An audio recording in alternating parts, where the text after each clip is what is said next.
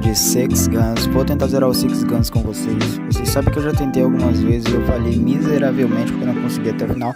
Mas dessa vez eu vou usar as dicas de um canal que eu tô assistindo muito, que é o canal Viciado 22. Ele já zerou Six Guns e ele fez uma série semana passada zerando Six Guns de novo. E ele zerou muito rápido, com os melhores itens do jogo. Vou deixar linkado aqui no card o vídeo dele, ou vou deixar aqui na descrição o vídeo dele, ou no comentário fixado, não sei, ou em tudo logo. Passa lá no canal dele, como eu disse, cara, é muito bom Six Guns. E dessa vez eu vou tentar zerar, seguindo as dicas dele. Mas não vi, dessa vez nós zera.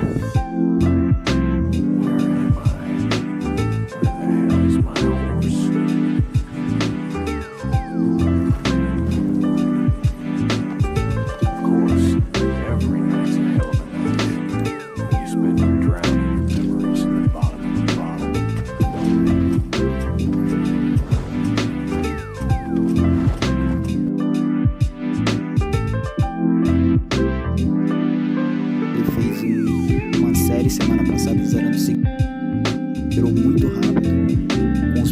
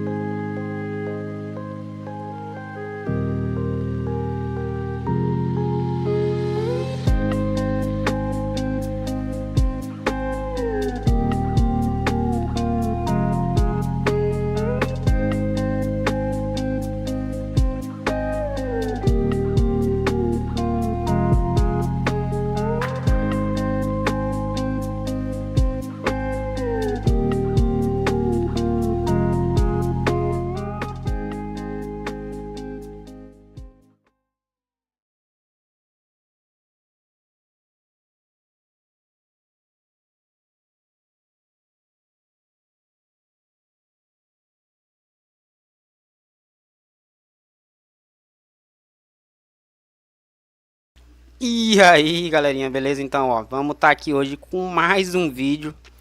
Meu patrão vai ser aquele videozão maroto, vocês estão ligados. Vamos começar a fazer aqui aquele... Ih, já tá todo bugado. Não era pra ter ficado assim. O que que aconteceu? Por que que bugou? Ah, acho que deve ser porque é vídeo novo. Aí bugou. Mas, estamos aqui, pessoal, mais um dia, entendeu? Pra mais uma live. E é aquilo, pessoal. Mais uma live pra vocês aí de Nier Reincarnation, que é um jogo muito bacana aí que eu já zerei uma vez aqui no canal, né? E aí eu resolvi fazer o seguinte, assim como eu fiz lá com Six Guns, né? Eu vou fazer com essa série aqui, vou deixar ela rodando pra vocês. Então vamos ter aí série de Nier Reincarnation aqui no canal, mais uma vez, como sempre. E espero que vocês gostem, né? Vamos zerar aí. Vamos zerar de novo, na verdade. Zerar com vocês dessa vez. E eu espero que essa live dê certo, que não dê nada errado. Como é uma live gravada, não é uma live gravada, mas tipo assim, como o gameplay já tá no ponto, eu sei a quantidade de horas totais disso aqui. E assim, pessoal, pelos meus cálculos, pelas minhas contas, eu não sei se vai dar certo, tá? De encerrar hoje. Hoje. Por quê, Gabriel? Galera, o computador teria que ficar ligado direto. Deixa eu desativar o modo de desempenho máximo do PC e deixar ele aqui mais folgado no processador, porque eu não vou precisar de tanto assim para live. Mas pelo que eu observei da live editada, da quantidade de horas, essa live ela iria, ou talvez ela vai até às 6 horas. Às 6 horas, Gabriel. Até às 6 horas. Até umas 6h30, mais ou menos. Ela vai de agora, 9h15 do dia 19 até 6h30 da noite, né? E vai ser um tempinho considerável aí de live, mas vai dar tudo certo, pessoal. É isso aí. Fiquem aí com o gameplay. Até uma outra hora.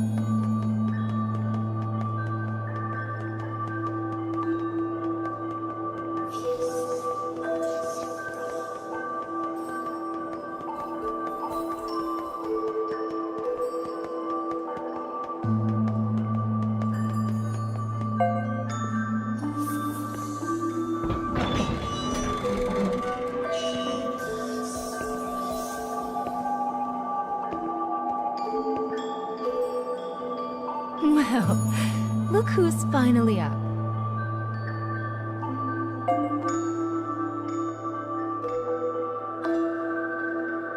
Oh dear. So you did lose your voice after all.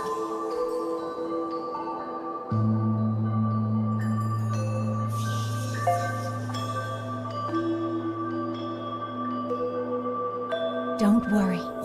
Mama's here to help.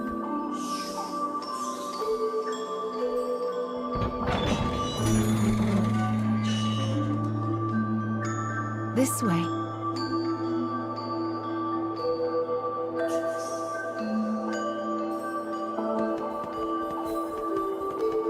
You've lost more than just your voice. But I'm sure you already know that, don't you?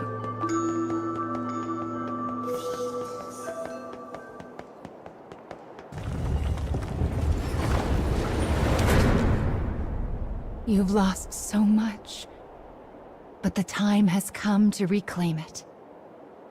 Life will be much harder if you can't speak after all. These stairs are the entrance to your prison, a place known as the Cage.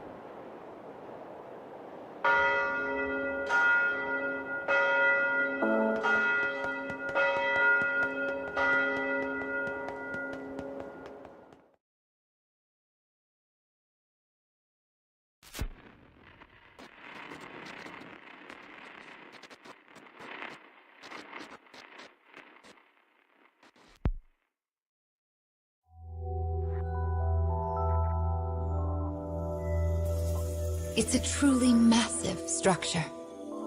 Where you woke up, and this sandy area here, are just small parts of it.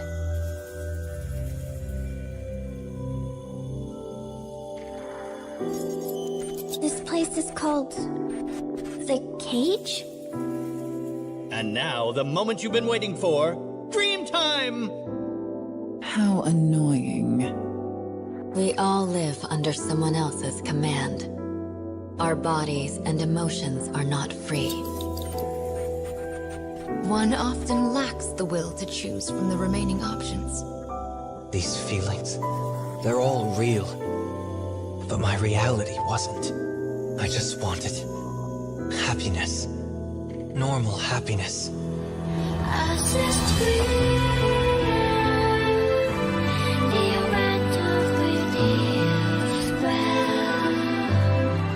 Perhaps freedom, in the truest meaning of the word, never existed to begin with. We don't have time to deal with gods right now. I am a different man now. It's something I want to do. I won't stop until I've destroyed them all. Sear this into your mind. I can destroy the flowers with What this. is your anger meant for? I'll kill them all.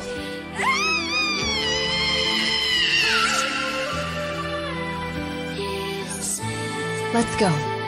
We have a final fragment to reclaim.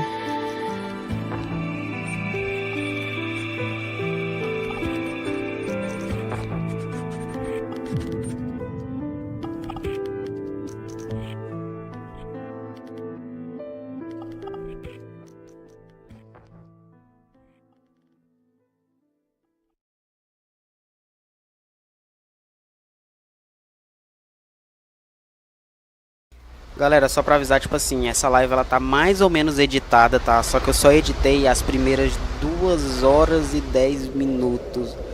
Mais ou menos, sabe? É porque, por exemplo, ó, eu disse que a live tem 9 horas e 11, mas de arquivo bruto ela tava com 9 horas e 45. Então ainda consegui tirar um tempinho aí de uns mais 30 minutos de live aí. Diminuir 30 minutos, então Look at these rivers of é sand. isso, entendeu? Eu queria ter diminuído mais, só que, cara, 9 horas é muita coisa. 2 horas eu já fiquei louco, só mexendo Make por sure 2 you horas. don't get any Então, grit in your eyes. é isso, pessoal. Eu queria poder ter feito mais, mas essas primeiras I 2 horas wonder você where vai all of this ficar sand mais is suave. going. Não tem tanta tela de carregamento, não tem tanta besteira assim.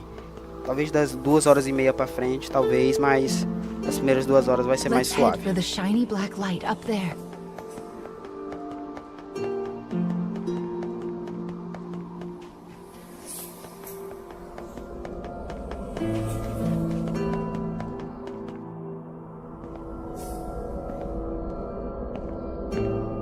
These strange statues are scattered throughout the cage. I don't but I call them dark scarecrows. Anyway, this is the first one, so we'll start here.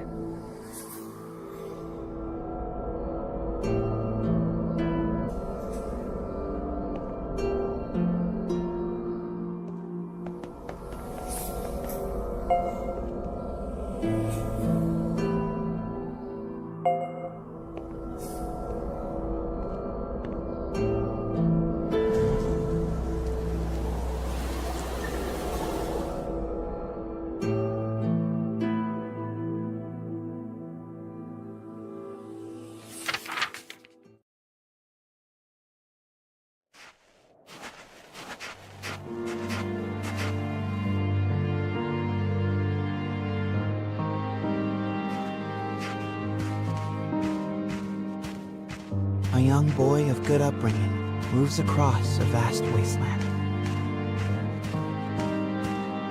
A taciturn minion follows. The boy proceeds uneasily, his eyes constantly probing their surroundings, almost as if he fears they are being followed. Suddenly, a dreary town emerges from the dust. The boy suggests they take their rest, and the man nods silently.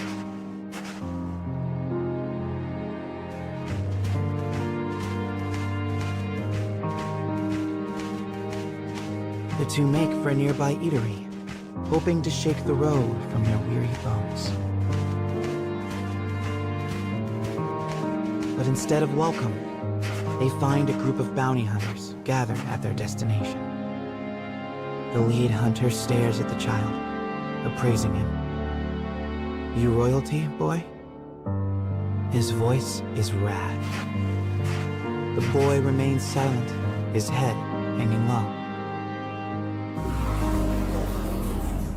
Perhaps angered by the lack of response, the bounty hunter suddenly draws his gun. 2 shots ring out and fade into the dusk.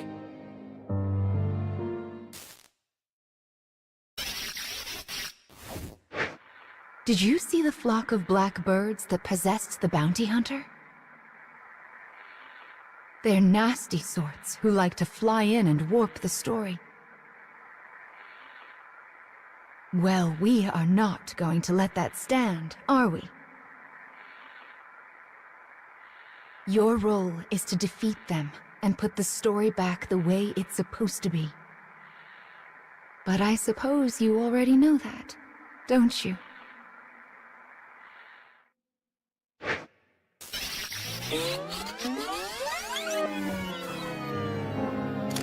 Perhaps angered by the lack of response, the bounty hunter suddenly draws his gun.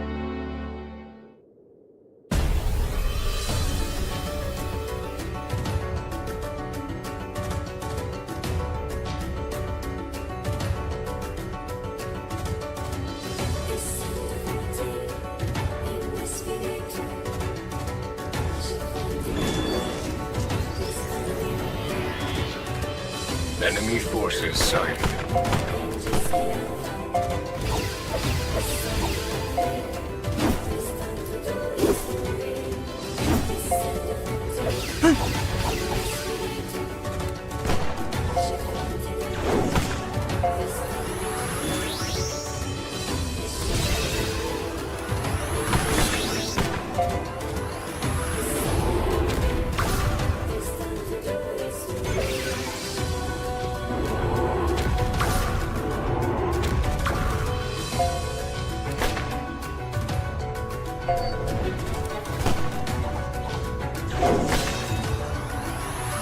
Obstructing enemy.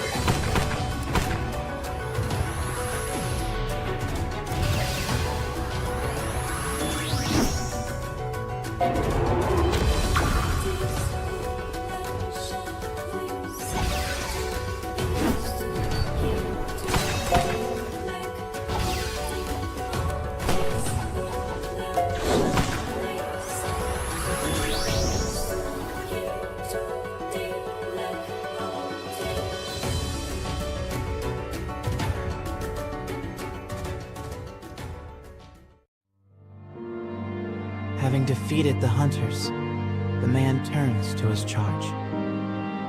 "Are you hurt, my prince?" "I am well," replies the boy. "But remember, I am no longer a prince."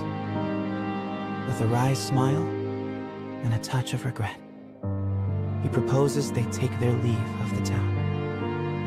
The man silently nods and gazes upon the boy's face.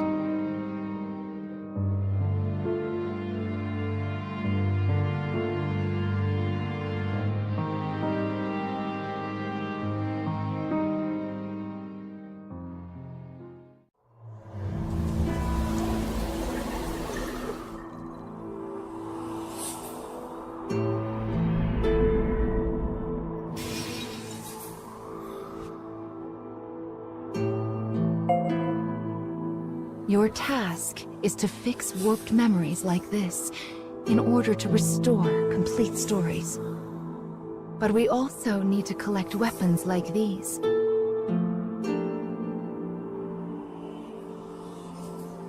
Do you have a rough sense of what you're supposed to do now, child?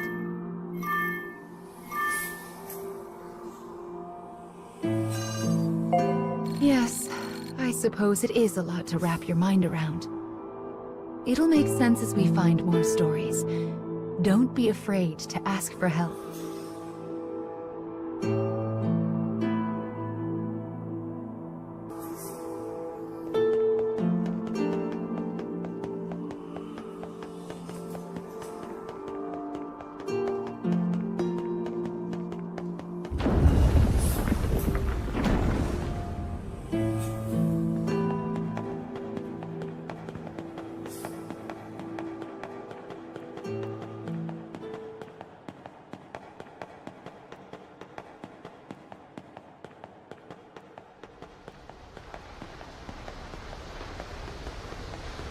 My, what a beautiful place. I can't fathom how anyone managed to construct something so large.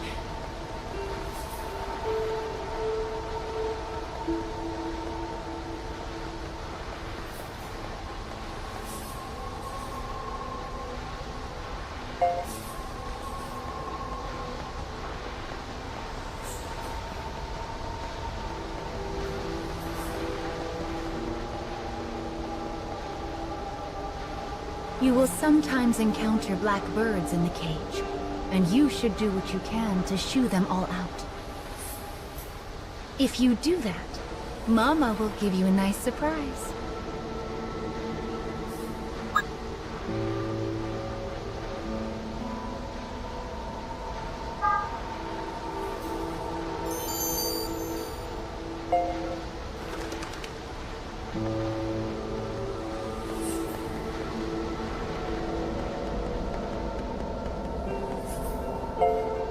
Well, here's the second one. Are you ready?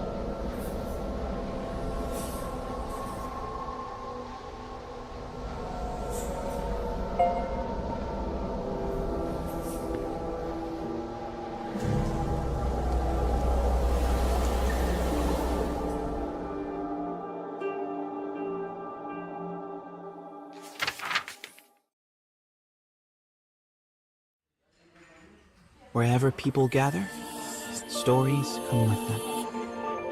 But saloons have a special ability to loosen even the tightest of lips. Such rumors are what brings the woman with the mechanical arm and leg to this place.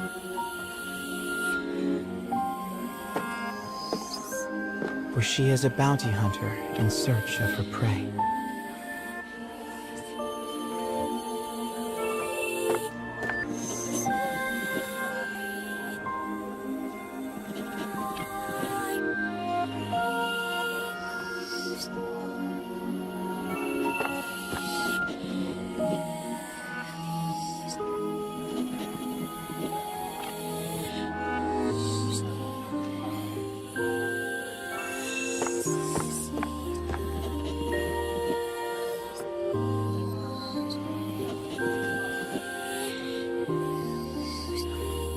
The information she obtains from the patron seems vague, but it is more than enough. Gathering herself, she exits the saloon in pursuit of her target.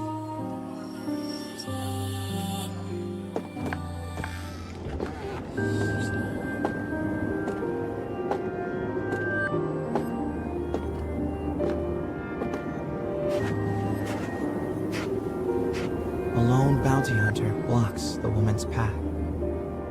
His breath is ragged and foul, his eyes a pair of tiny beads. "Give me all your money," he howls.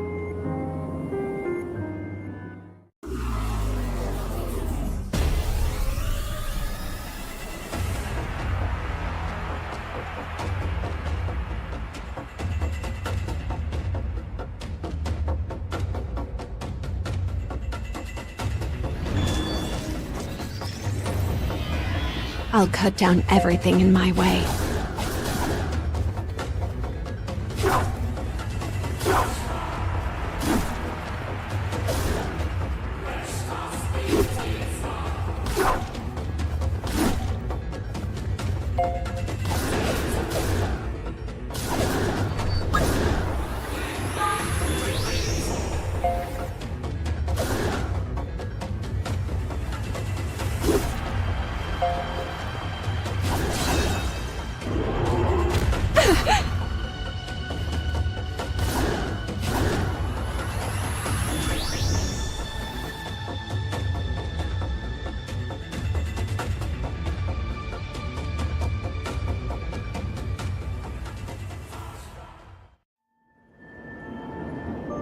It is over in a moment. The woman's sigh is carried off by the wind. No mediocre highwayman could hope to stand against her desire for revenge. The woman heads for the forest in pursuit of her target.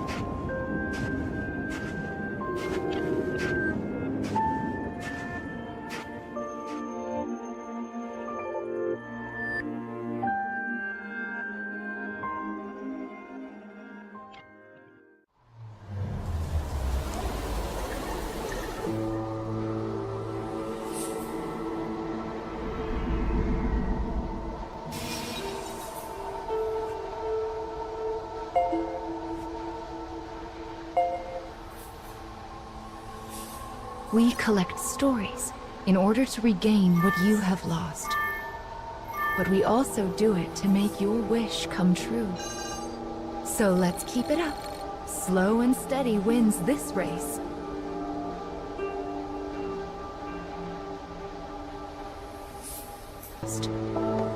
But we also do it to make your wish come true. So let's keep it up. Slow and steady wins this race.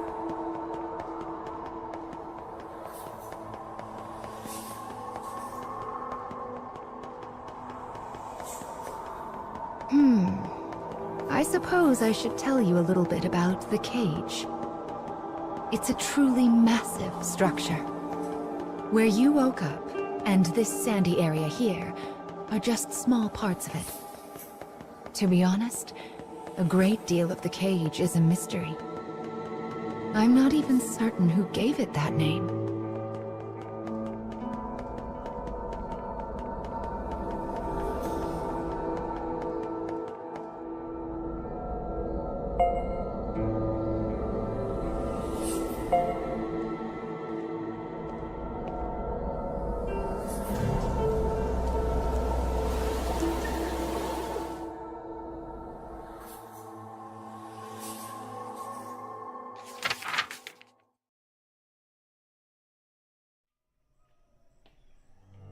In a forest near a ruined church, a man surveys his surroundings.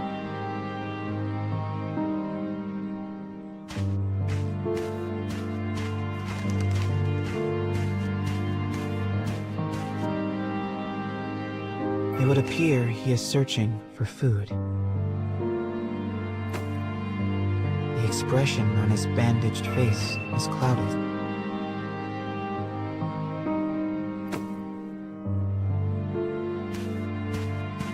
The grasses rustle ominously as they part. It seems the man is not the only one in search of food. The animals in this place are lean, starving, desperate. And they will do what they must to survive.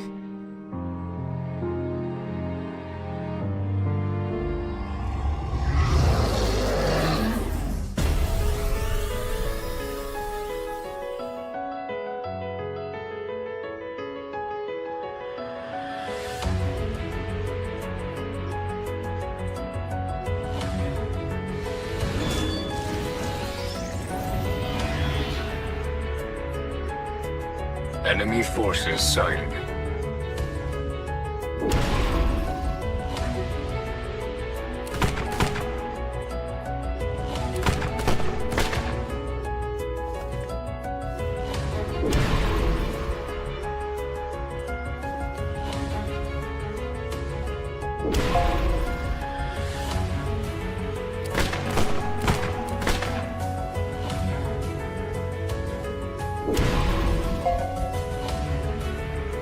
Firing.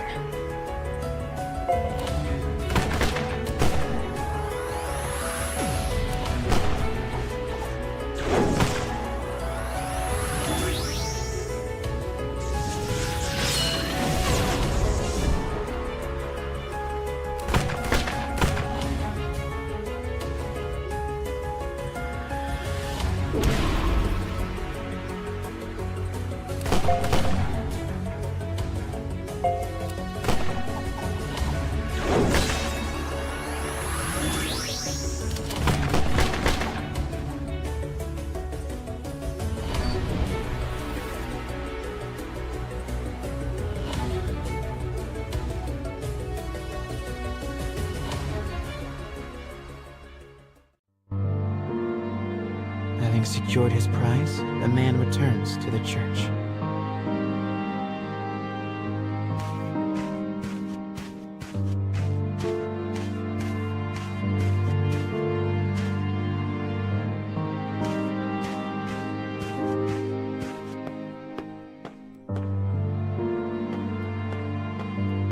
The sound of his worn boot heels echoes throughout the dilapidated chapel. A boy lies at the back, his face drawn and haggard.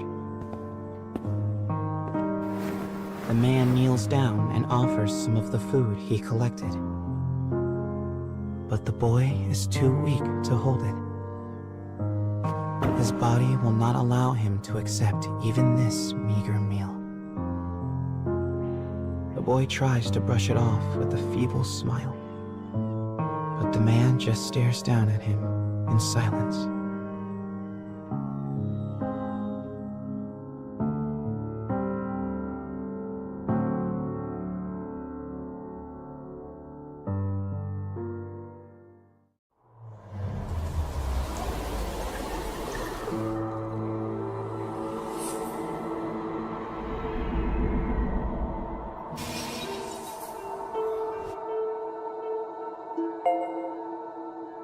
To think that poor sick child had to travel the wastes in his condition. Still, we've restored the third memory now. If we can collect the next one, it will mark the end of the staff's tale.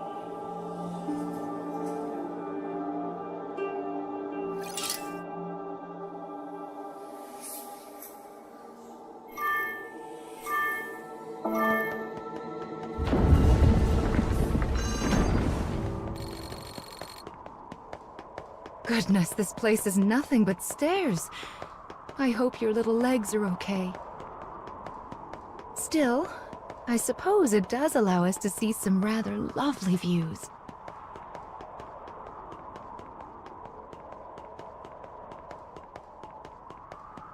Be sure to rest whenever you start to feel tired, child. Someone once said resting is the shortcut to success after all.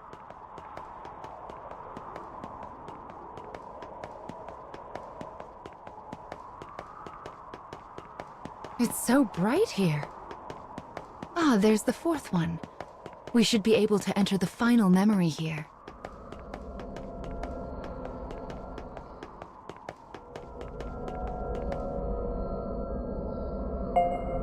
People who arm themselves tend to find their way into a fight. I fear you will have to face a good deal of death from now on. Are you ready?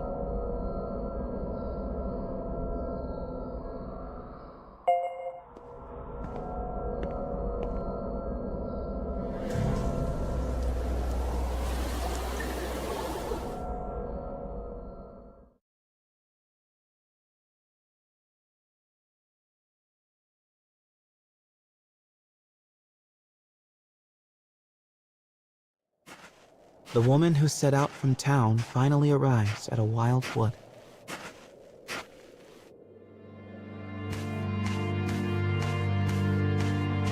Soon, she comes across the ruins of a once proud church. The ceiling has collapsed, the walls mere suggestions.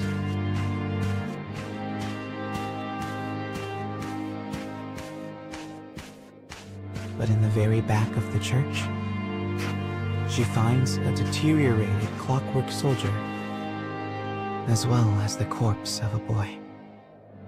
As the woman approaches, Pessoal, quero só agradecer aqui todo mundo aí que tá comparecendo agora no ao vivo e quem vai comparecer depois, porque muito provavelmente eu não vou estar aqui, vou deixar só o PC streamando, mas só queria agradecer a vocês mesmo. And let's fly with a fearsome power.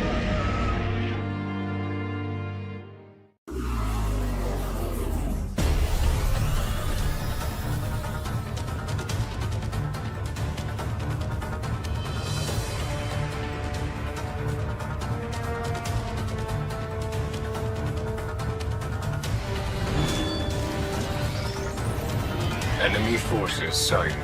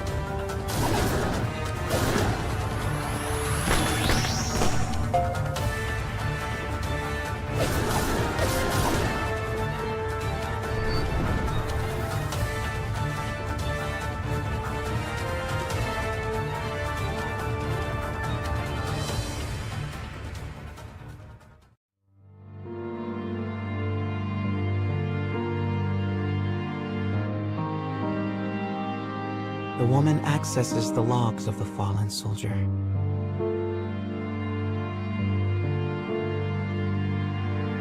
Boy was a prince, driven from his kingdom. The clockwork soldier traveling with him was his guardian and his friend. But alas, the boy's disease worsened and he perished. Now alone, the man remained behind and continued to safeguard his charge, killing any who dared approach the body. For 100 years, the man stood watch. Their kingdom fallen, his body rust, his mind shadow.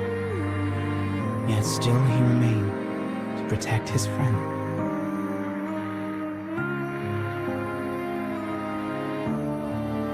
The woman builds a grave to mourn the pair and leaves the forest without a word.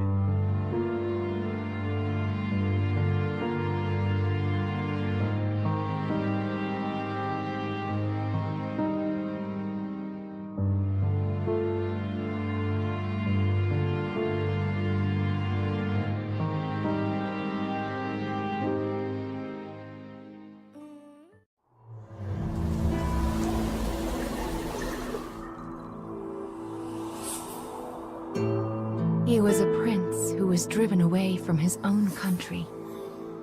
And before breaking down, the machine tried so hard to guard his master's body. This memory marks the end of the story they left behind inside this staff. Well done, child. Do you see how the proper story is now stored inside the staff?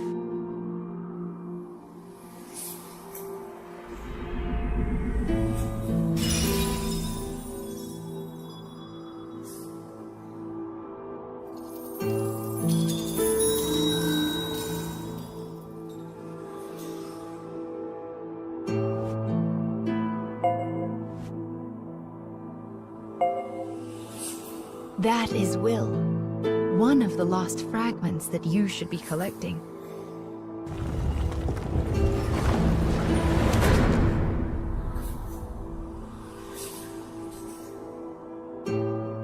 Up the stairs now. We still have a long way to go.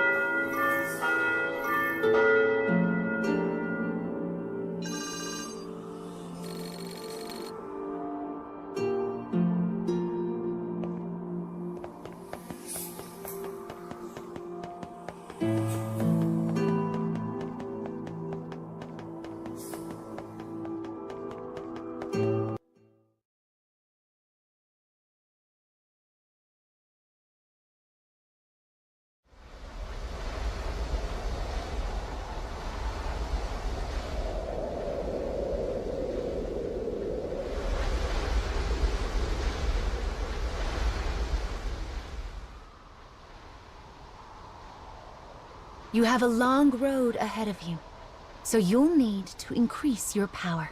Where should I start? First, you need to arrange your allies in a loadout. Actually, it would be much easier to explain in a demonstration. It's mostly the same as any other game.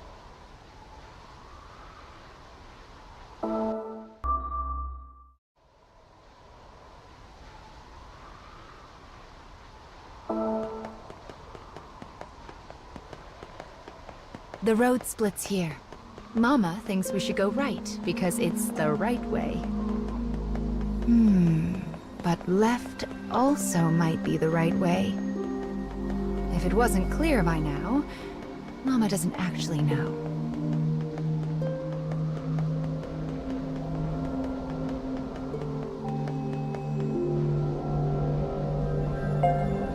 Oh, this weapon is... Anyway, let's get started on its restoration, shall we? I wonder what kind of story we'll find this time.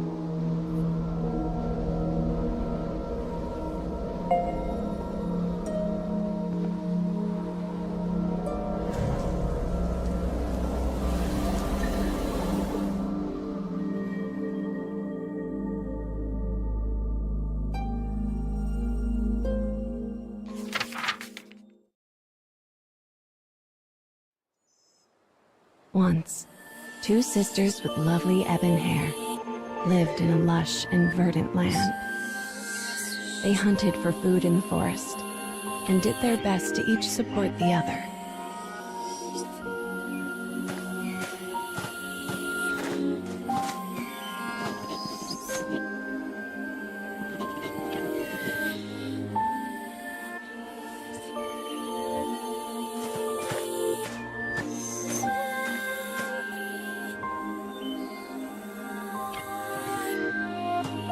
The elder sister had been born in the woods and was an archer of rare skill. When their parents died, she began teaching the younger how to hunt.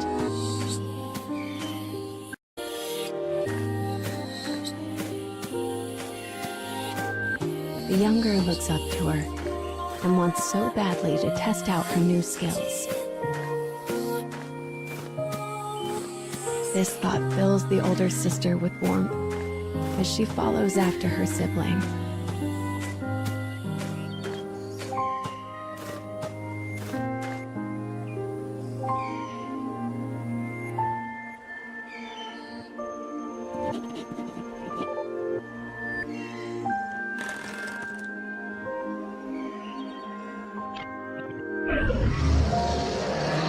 Suddenly, the elder sibling hears a beast cry out from the direction of her little sister.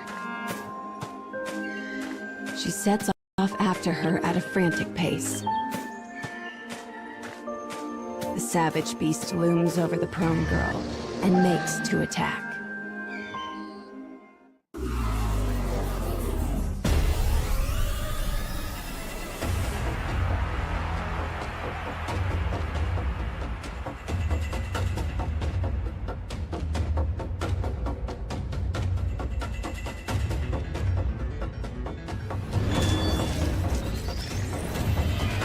I'll cut down everything in my way.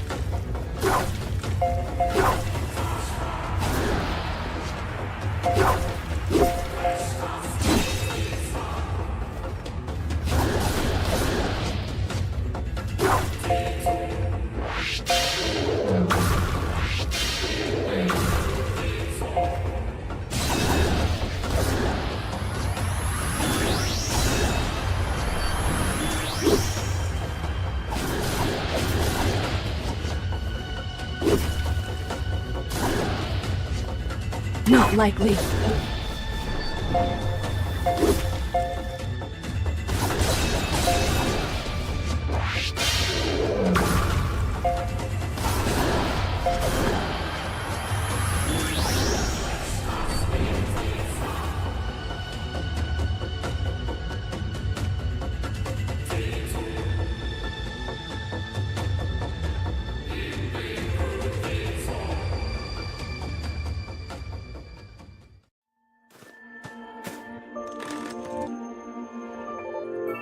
As an arrow penetrates the beast's tender flesh, it turns tail and flees. There was no way her little sister could have taken down the massive creature alone.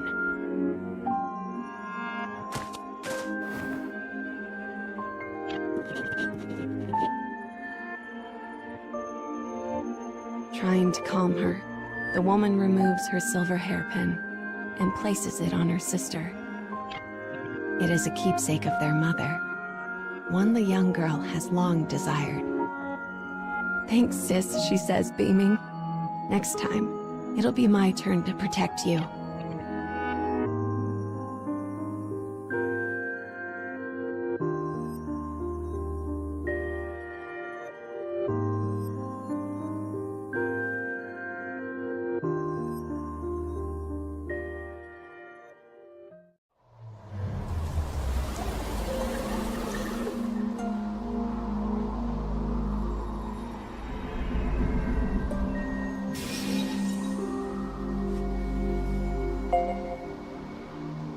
Yes, I see.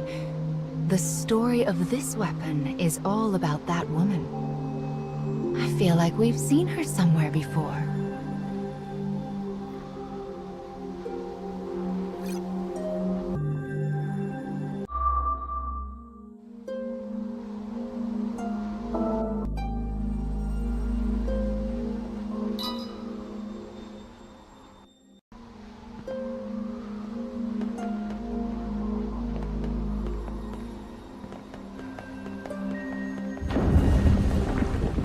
What could this black barrier be?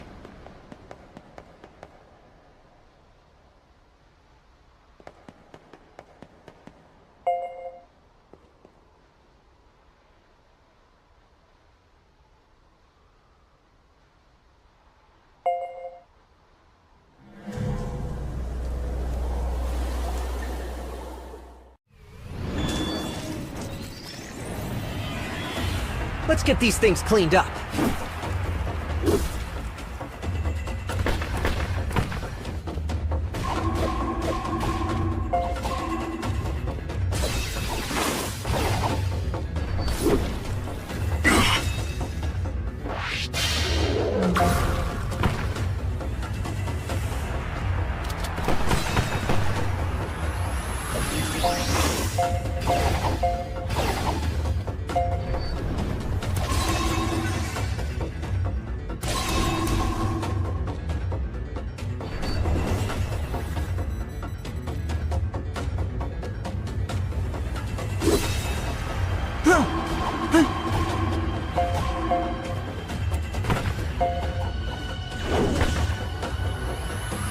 I'll create an opening!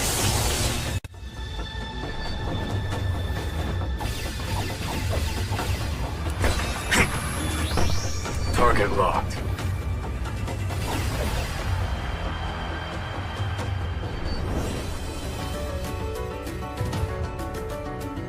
Continuing mission.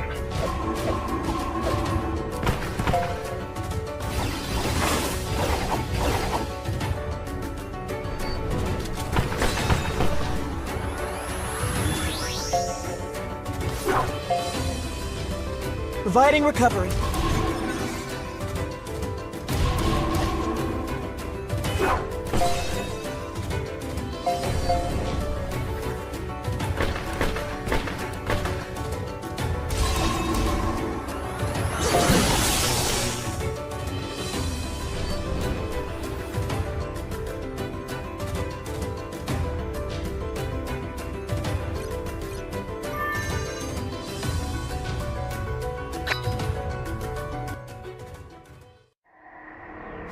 How can the enemy be acting outside of the scarecrows? Well, let's just square them away as best we can as we go forward, okay?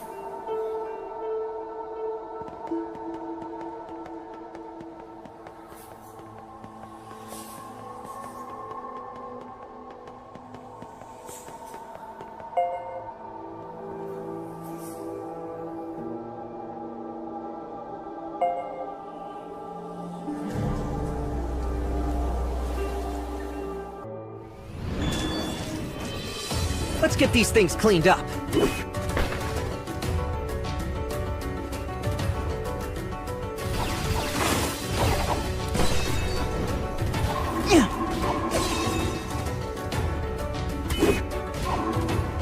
Counter initiated.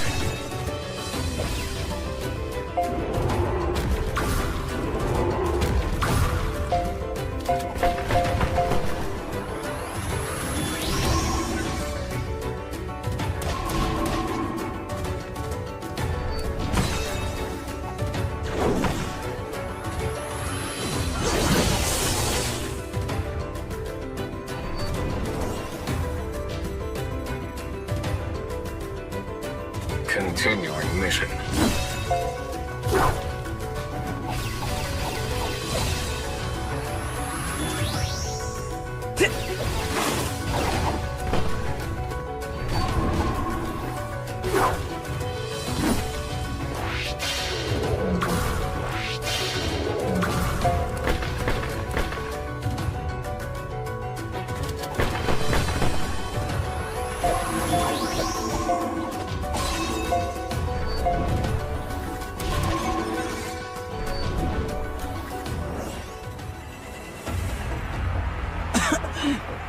I have no time for this. I'll create an opening.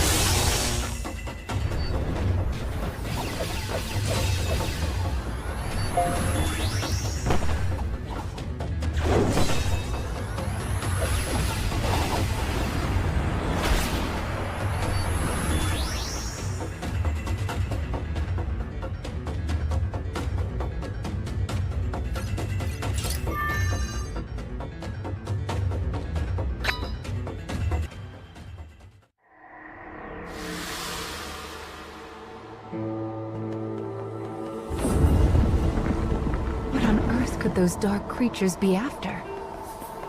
I'm sorry, child. There are just so many things that Mama doesn't know.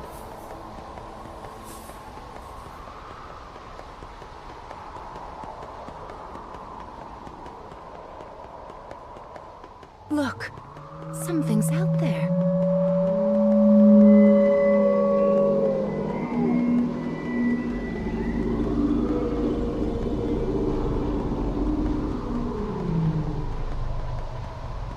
What could it be? There are so many mysteries in the cage, aren't there?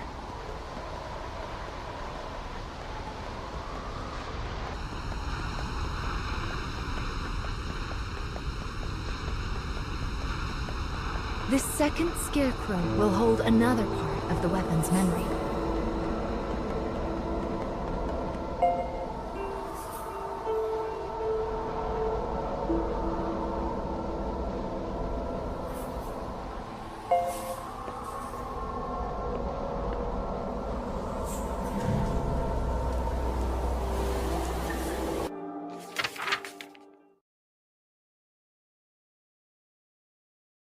Done with their hunting, the black-haired sisters decide to return home before dusk.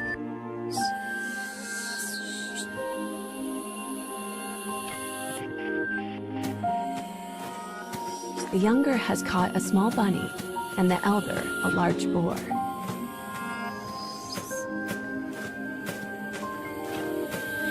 It is a typical day of hunting for the pair.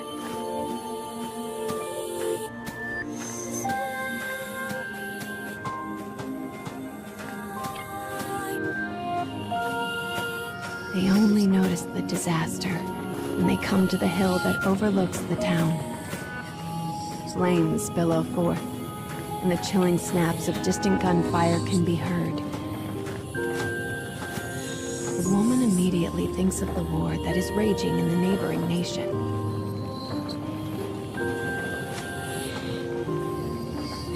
She tells her sister to stay put and goes to see what has happened for herself.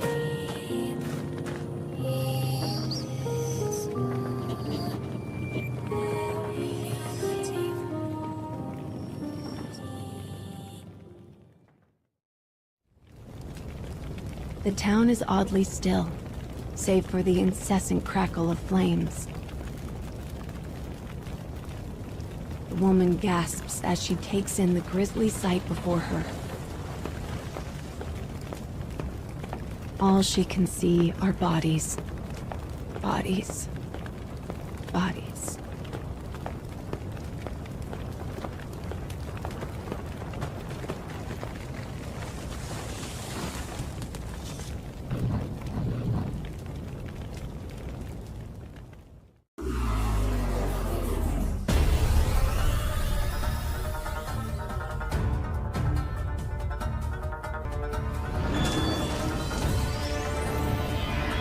I shall take care of them.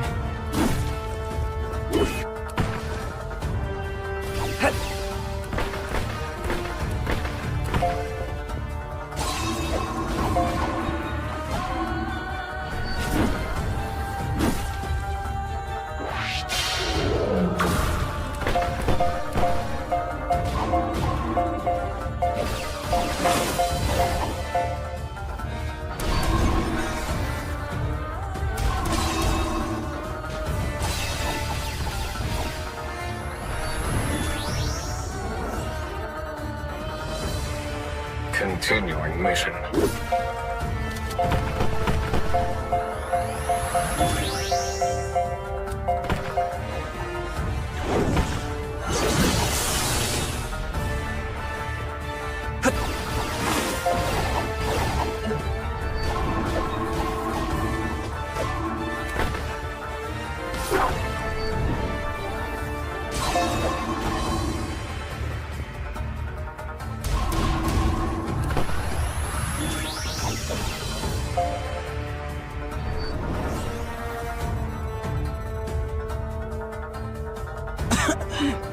I have no time for this.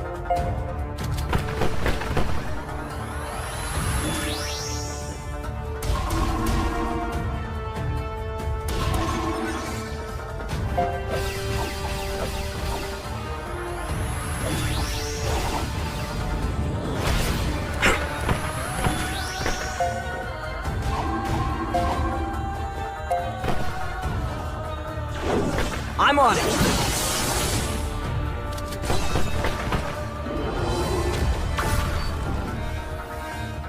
My turn!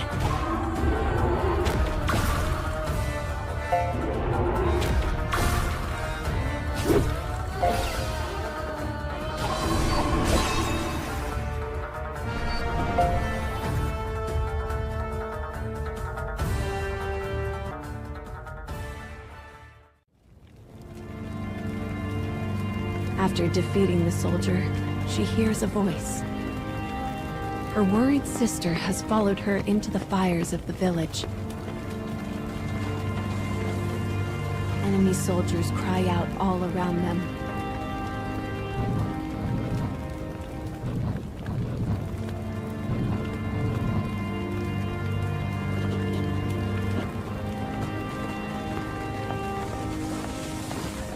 As the woman feared, the war from the nearby nation has finally found them.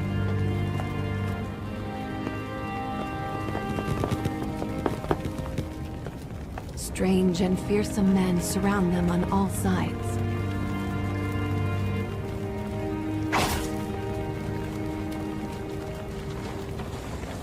Impact, heat, pain.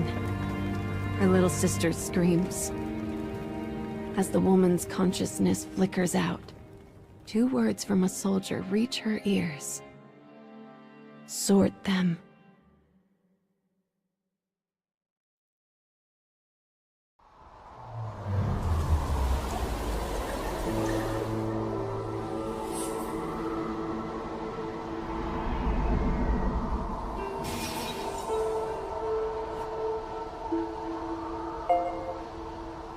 I see. This weapon speaks of war. I suppose it's rare for the memories in these weapons to be peaceful ones. That's a little sad.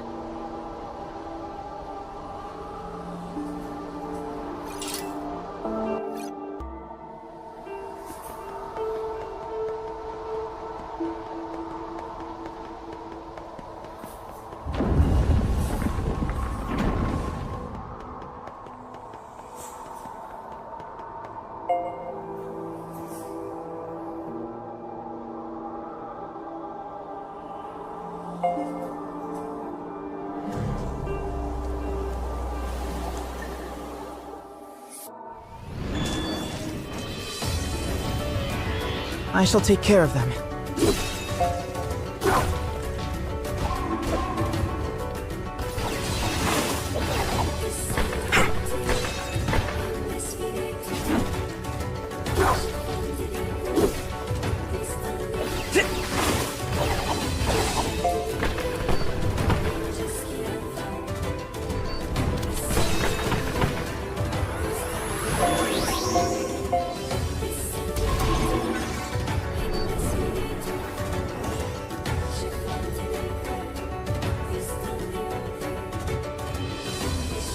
I won't pull back.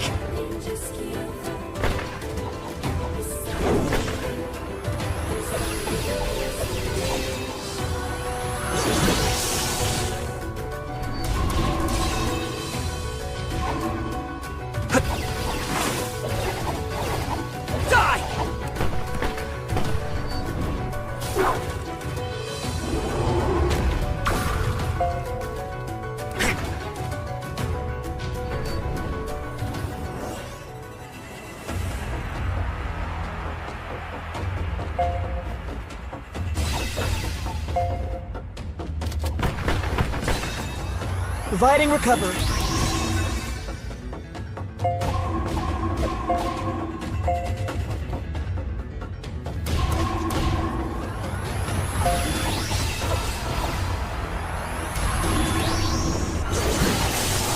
Obstructing enemy. Let's get the real show started.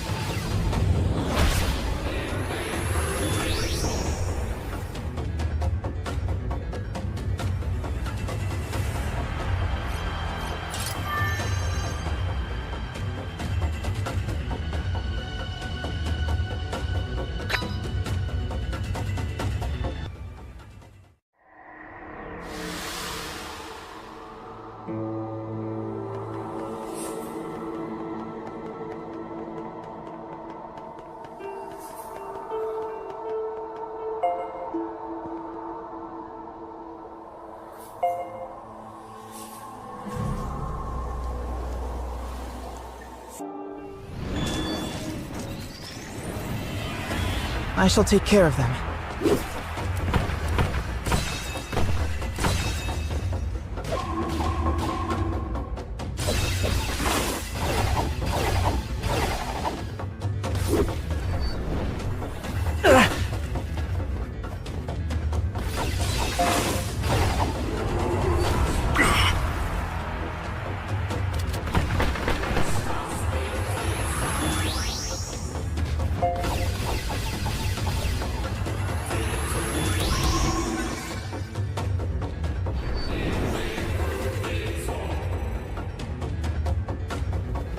I won't pull back.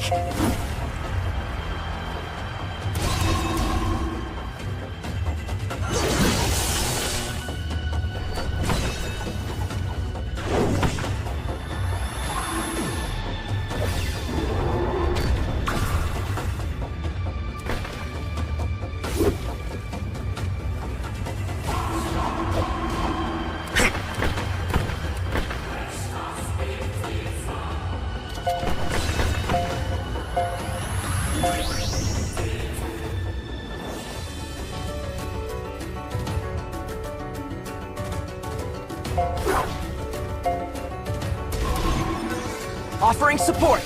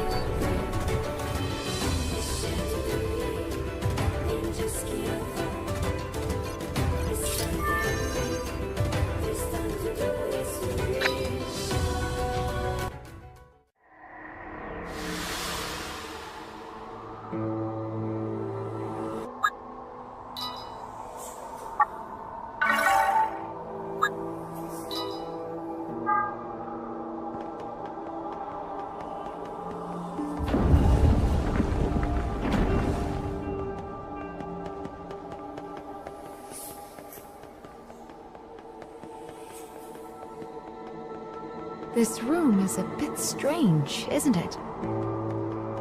Can you see down there? There are so many paths going every which way. It's like a maze. I wonder where the other paths lead.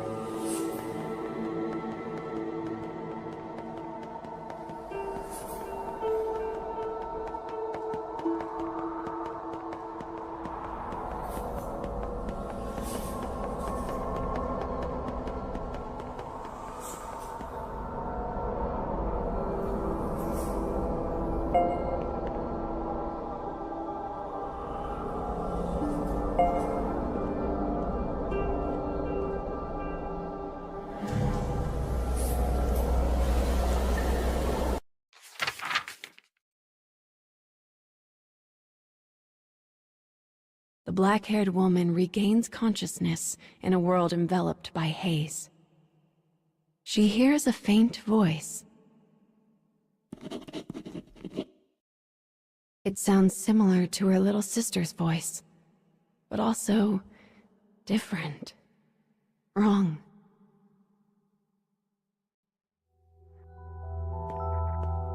My sister. I have to save my sister. The woman's dim memories slowly become clear. The blow she'd taken, her sister screaming, the soldier's words.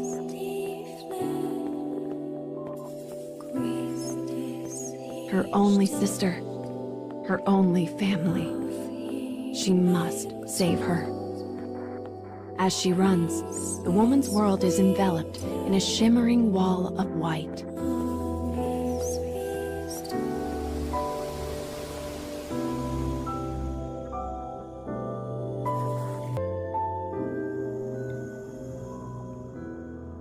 When the woman wakes anew, she is lying on the floor of an unfamiliar prison.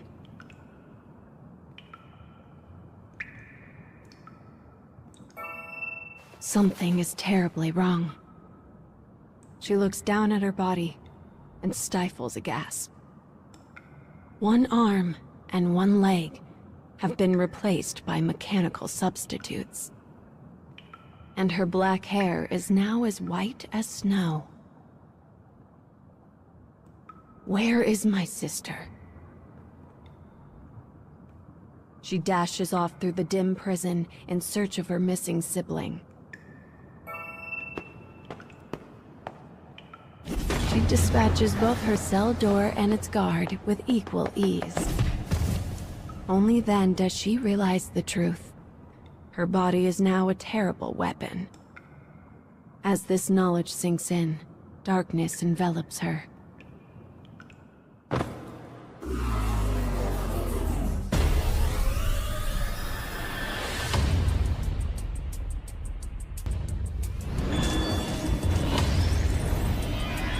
I shall take care of them.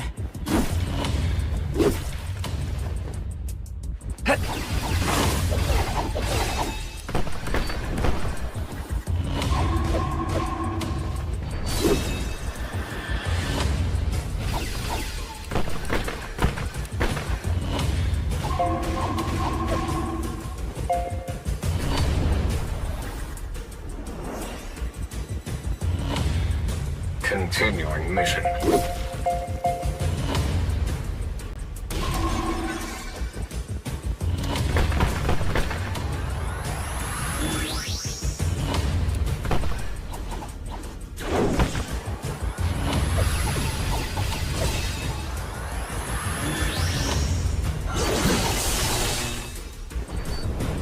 Know your defeat.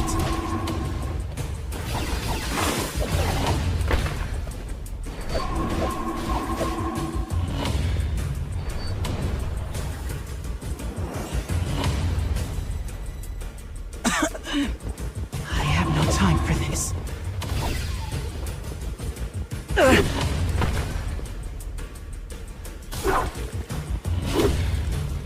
Assistance initiated.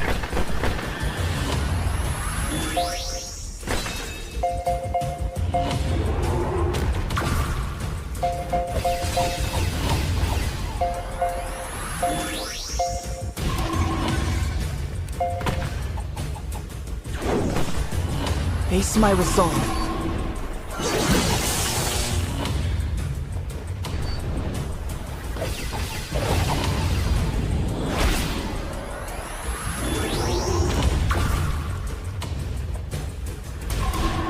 Engaging.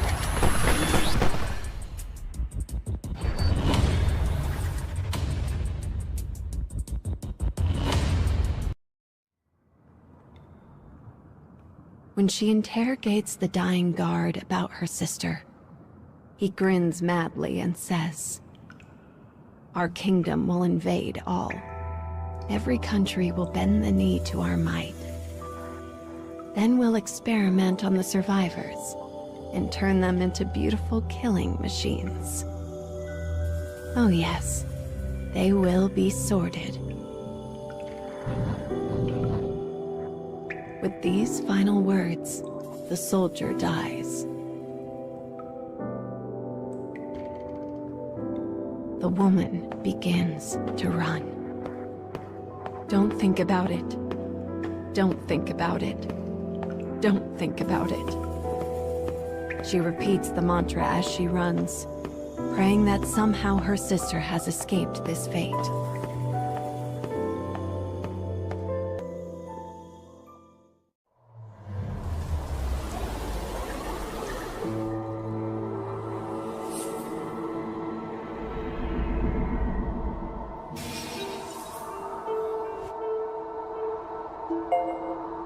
The memories of the woman in this weapon. She lost her arm and leg because of her dark past.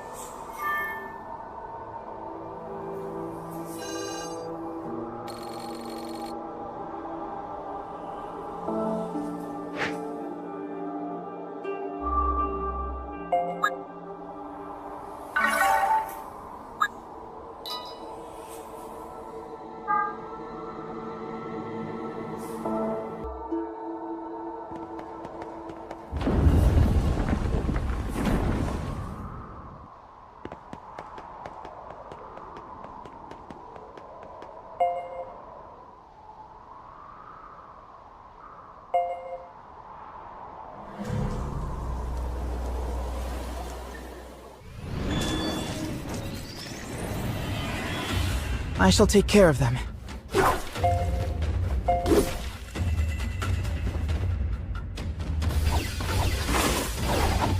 Take this!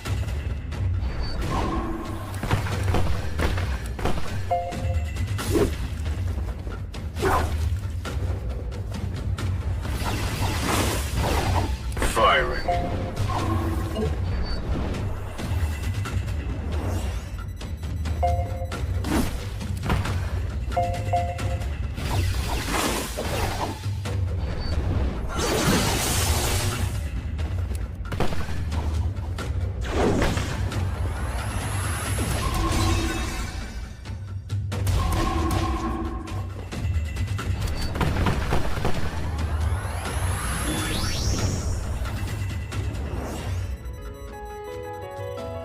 Continuing mission.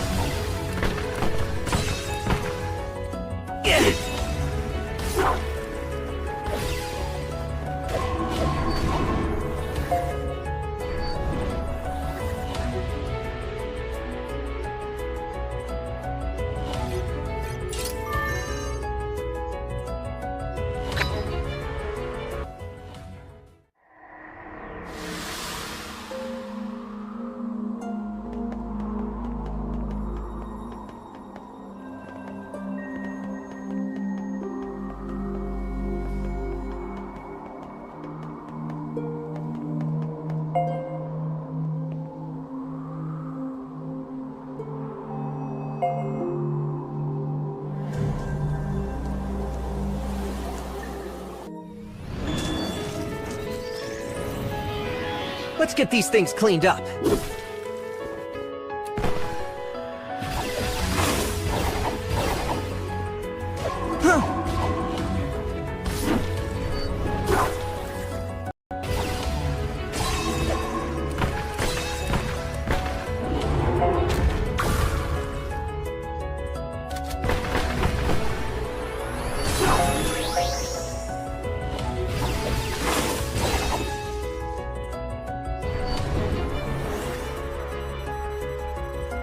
Continuing mission.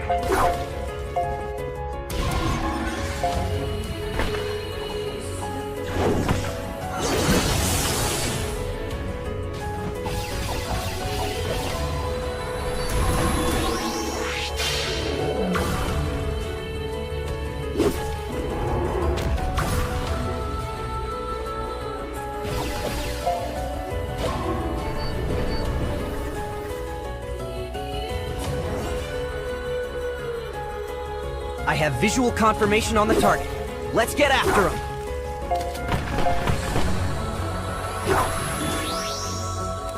Fire. Target locked.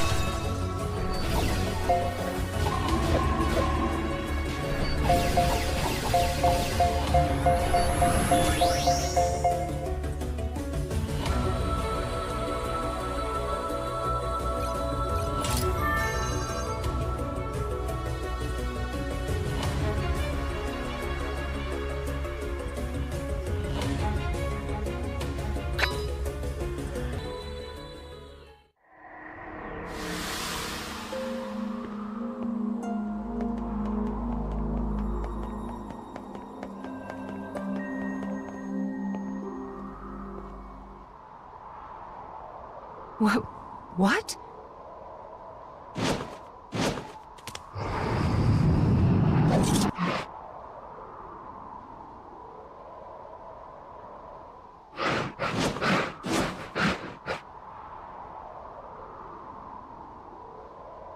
That was...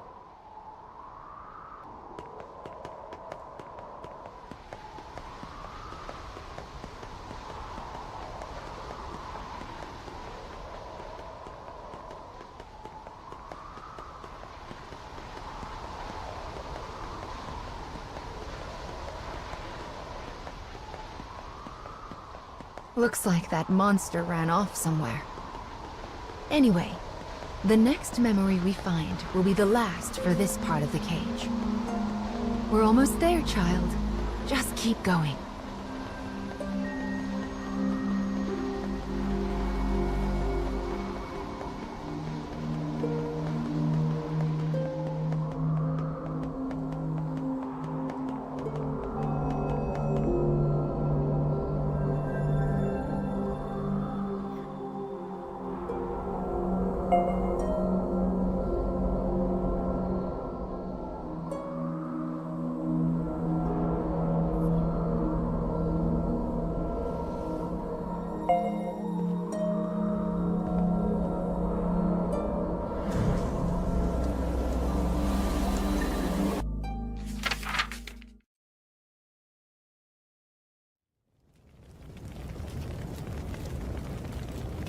As the woman exits her prison, she beholds a town stained red with both flame and blood.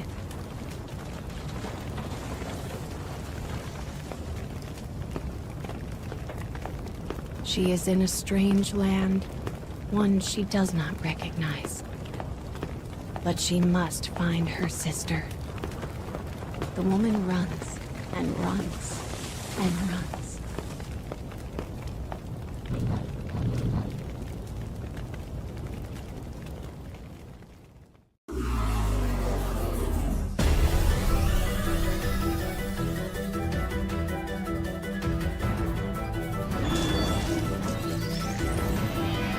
Let's get these things cleaned up.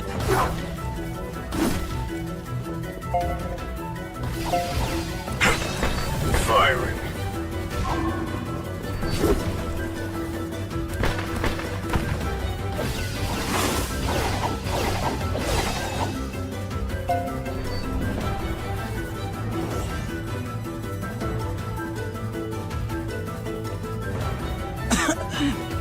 I have no no time for this.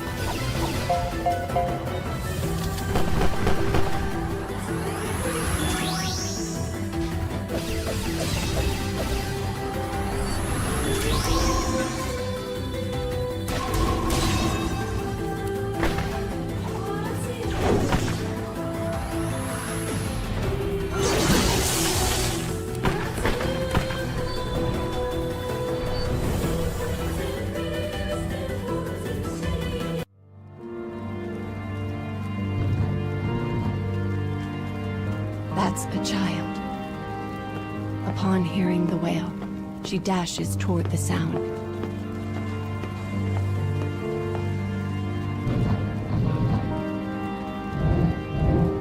The thing standing before her was once her sister. But now, all trace of her former self has been lost to the sorting.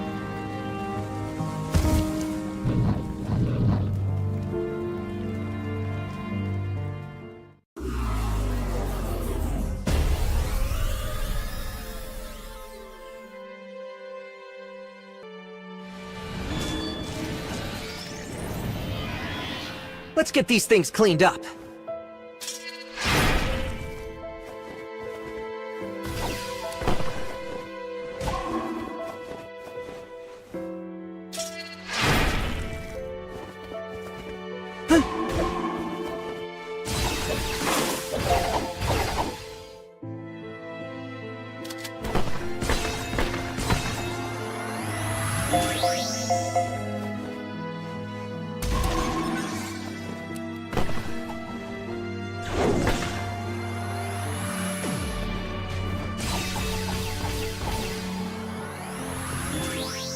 I'll create an opening!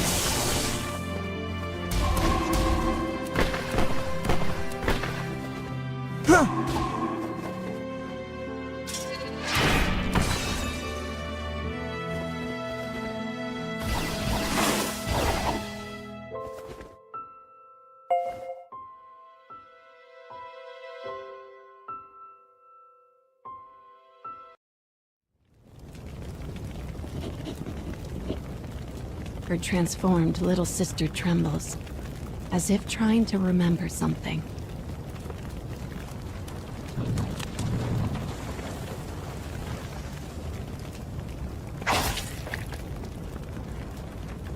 The moment her sister is cut down in front of her, the woman loses all control. Even when her enemies are no more than mangled hunks of flesh, she cannot stop. Finally, the woman cradles her sister in her arms and gazes at her blood-stained face.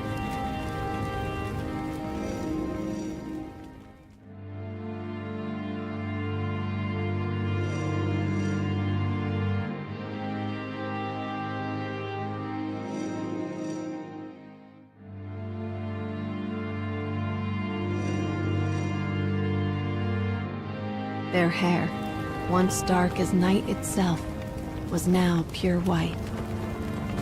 Yet the hairpin still glinted from atop the sister's head. The woman was alone. Her fate was sealed. And so she swore a vow to her sister. The fires of her revenge would rage until they consumed the entire kingdom.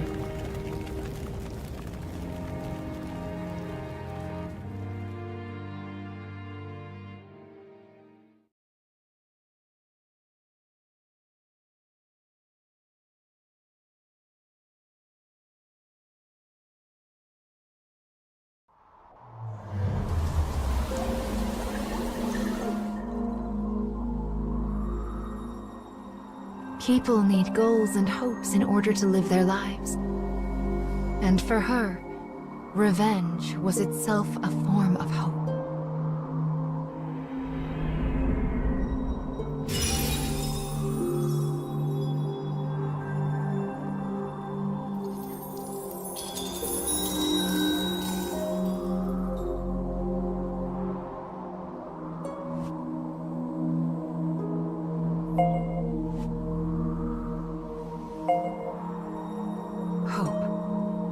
Spirit of desire and the drive to move forward.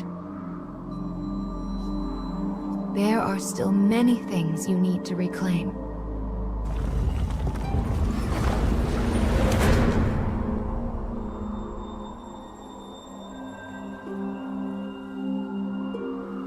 Come now. The next fragment is waiting for you.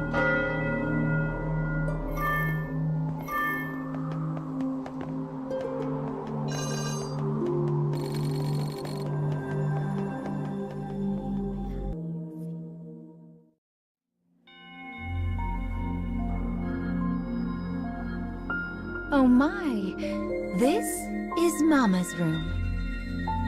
Dear me, it looks like we have trouble again.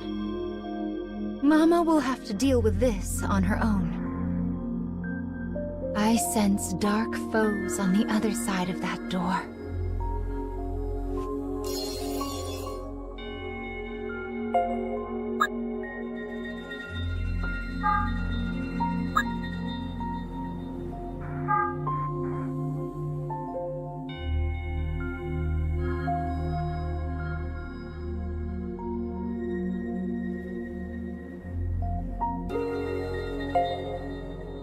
I suppose we should return to the cage. Let's save the subquests for another time and deal with these dark foes, all right? The dark foes won't leave the storage room alone, and I keep stories I'm still restoring in there. We need to chase the rascals out. But only do that when you feel up to it, all right? Any stories you restore through subquests will be saved in the library. Don't worry, the dark foes can't reach them there. I'll make it so you can view them, as well as any weapon memories you set right in the cage.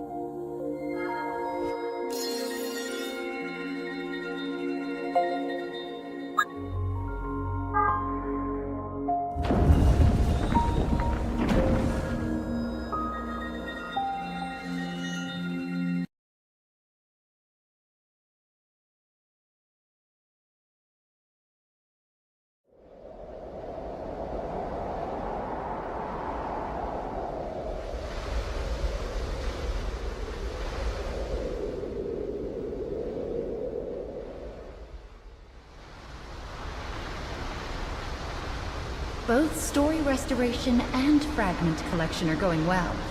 And Mama has presents for good children like you who work hard. So tell me, which do you like more? Stuffed animals or dolls?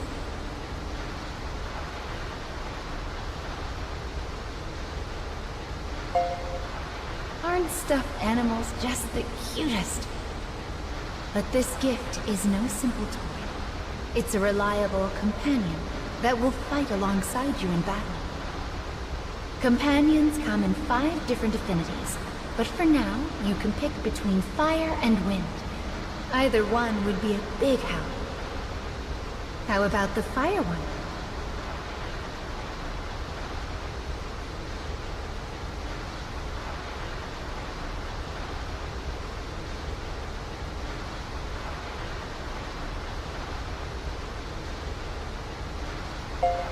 Okay, here you go.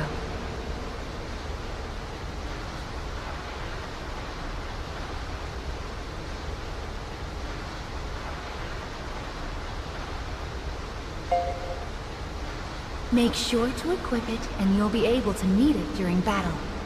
I'll show you how to make the magic happen.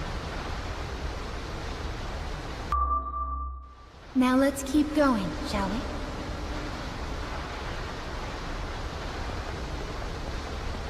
What are those things up ahead? Oh my, bird statues.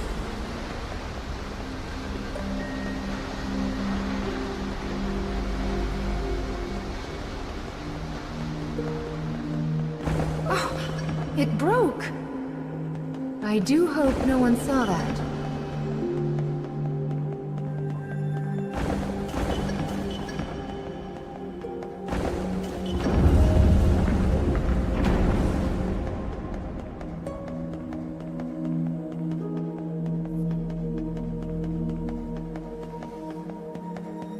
This building is so big, it's just like a castle. Let's fix the memory in the Scarecrow and then invite ourselves in, shall we?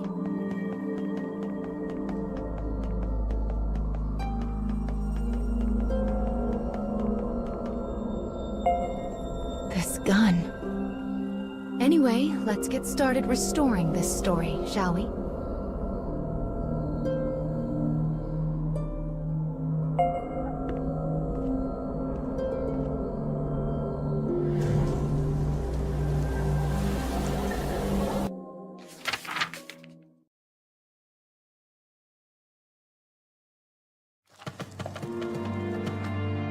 A mechanical soldier sleeps amidst the detritus of a castle storehouse.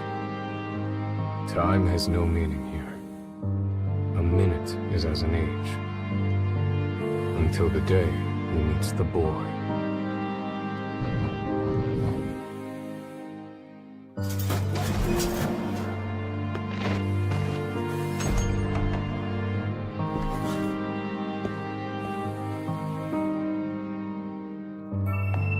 The exhausted boy can only mutter 3 simple words.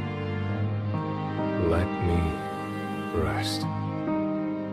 Seeking to help, the man begins rooting around to prepare a makeshift bed.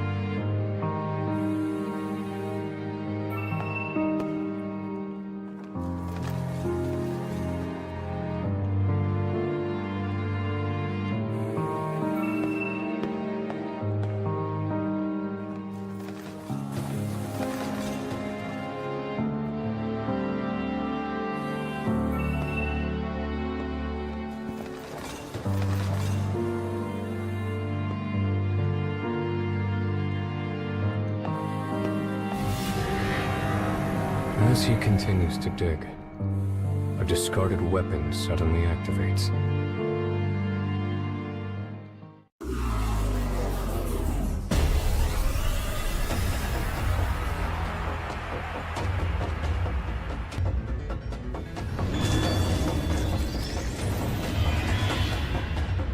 Enemy forces sighted.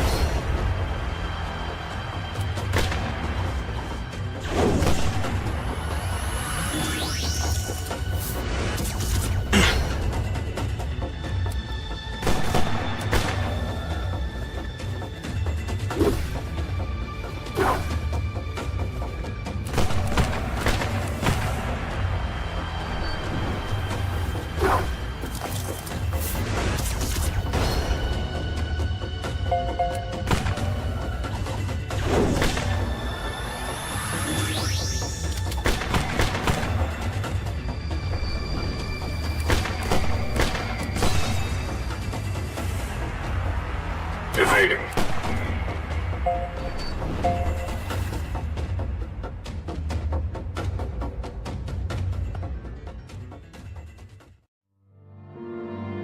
The man manages to assemble a crude resting place from the storehouse junk.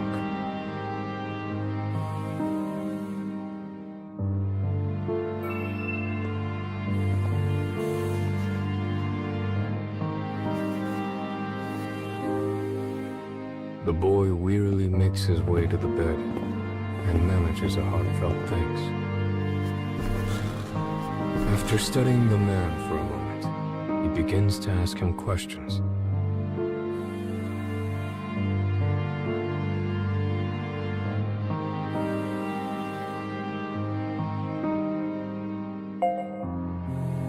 The name the man gives is that of the first model of Clockwork Soldiers. I was also a first once, says the boy. First in line to the throne, but no more.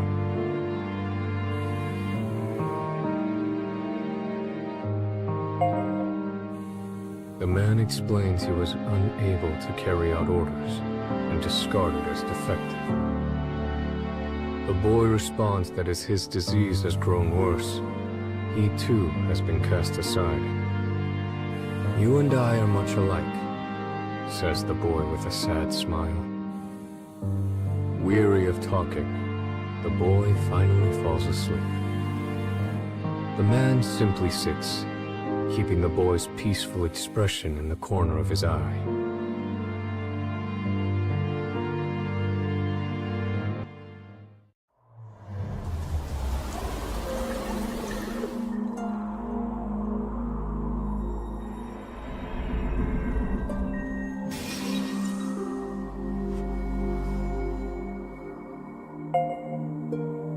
This is the story of a gun-wielding mechanical soldier.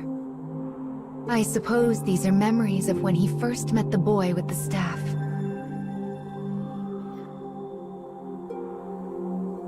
Well then, let's head over to the castle.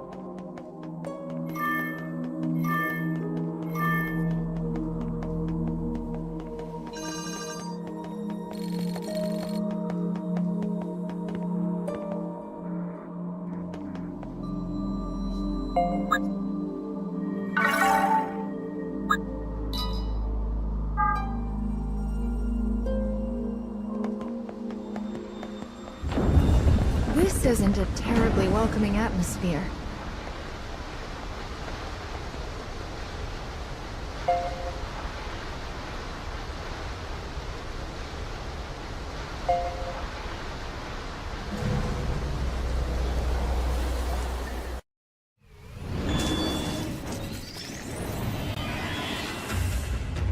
Enemy forces sighted.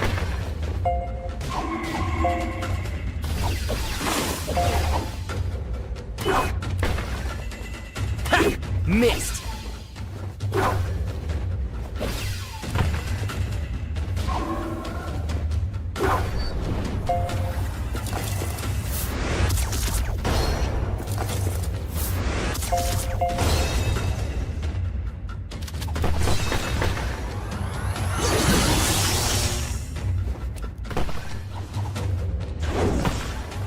Providing recovery.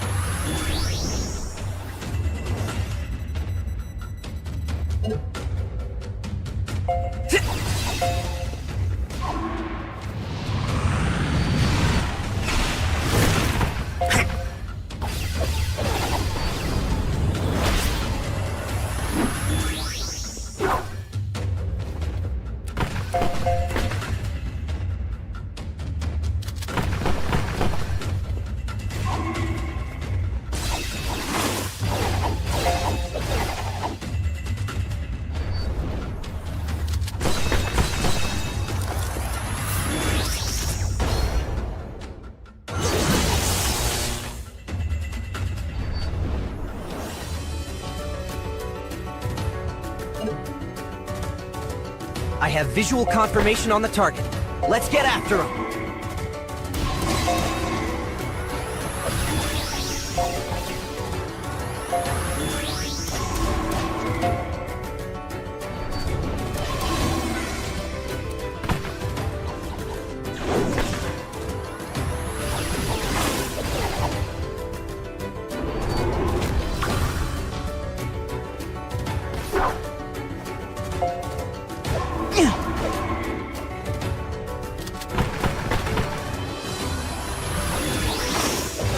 Take this!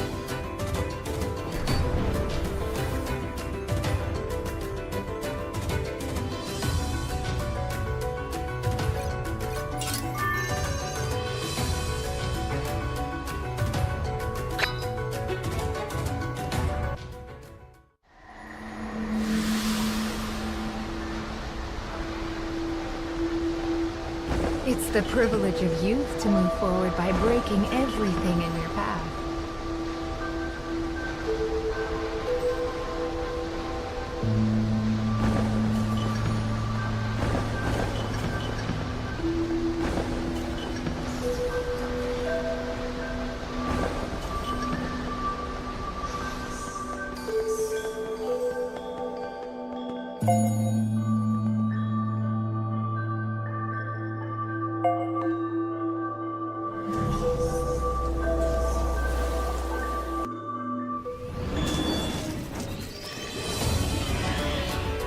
Enemy forces sighted.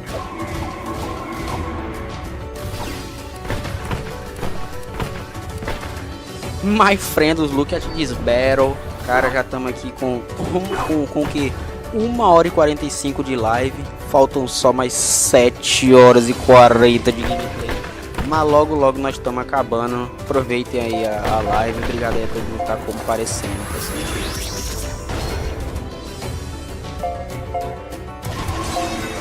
Let's get the real show started.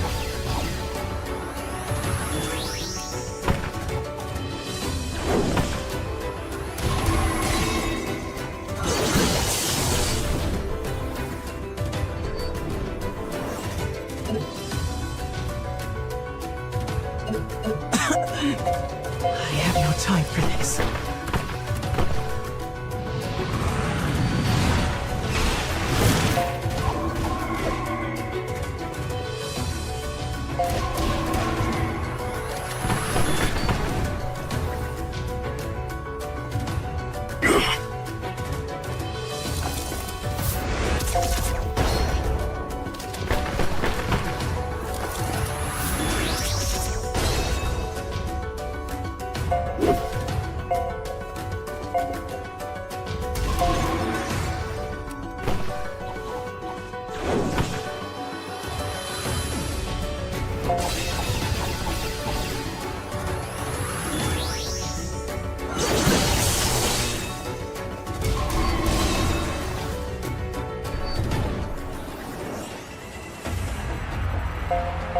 I have visual confirmation on the target. Let's get after him.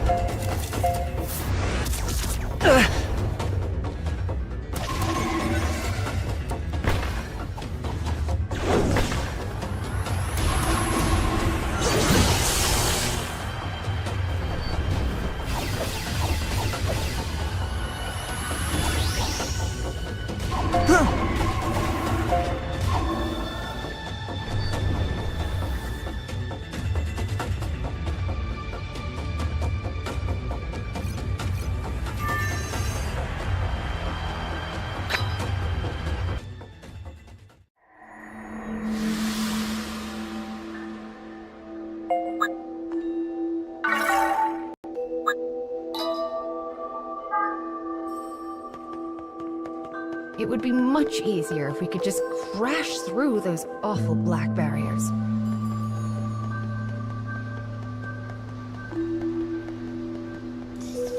Now this is an odd room. Well, let's keep going.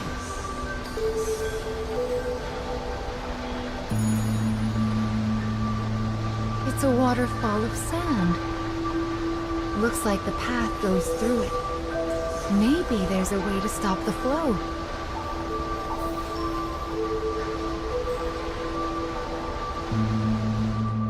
Is that a switch?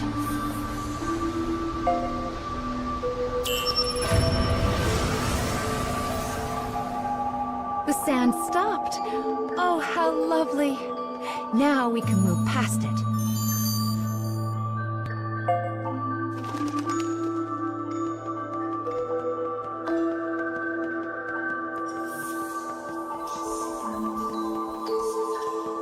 There's a switch here, too. Give it a push.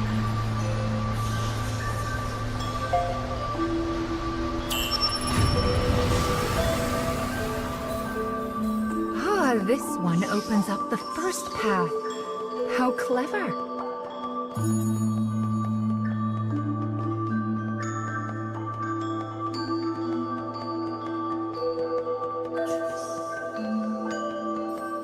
The path is open now.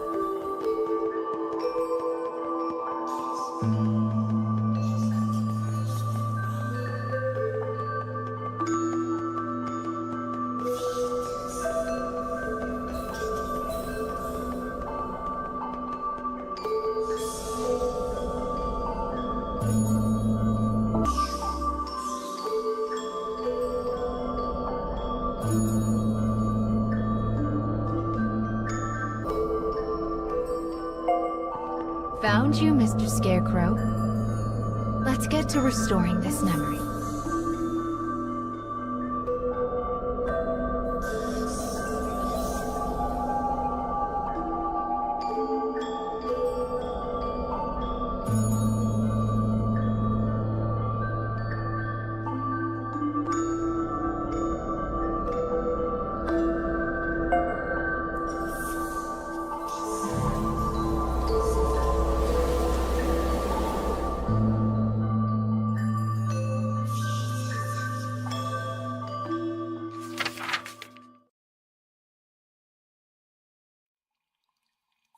The cold room burdens the boy, and his condition worsens.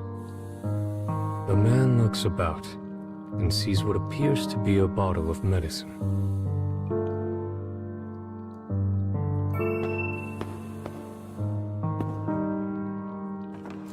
But upon taking it in hand and looking at the label, he realizes it is actually a weapon of poison gas.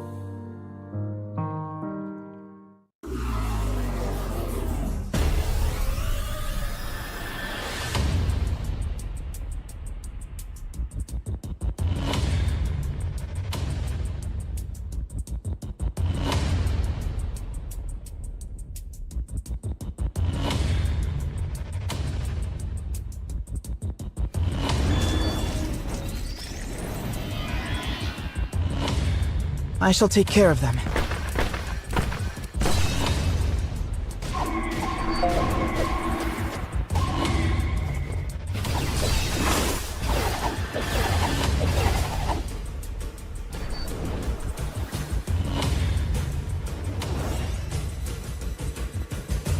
I have visual confirmation on the target.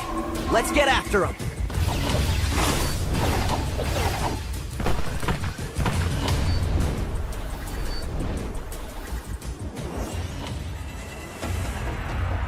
Continuing mission.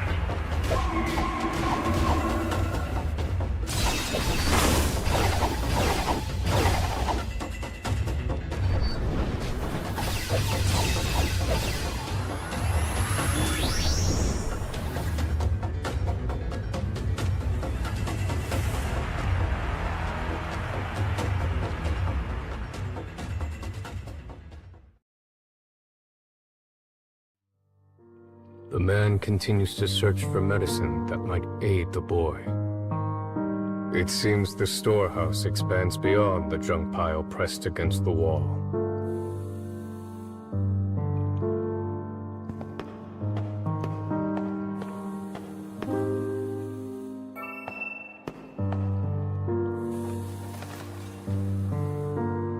He retrieves a bottle from the shelf and returns to the bed where the boy waits.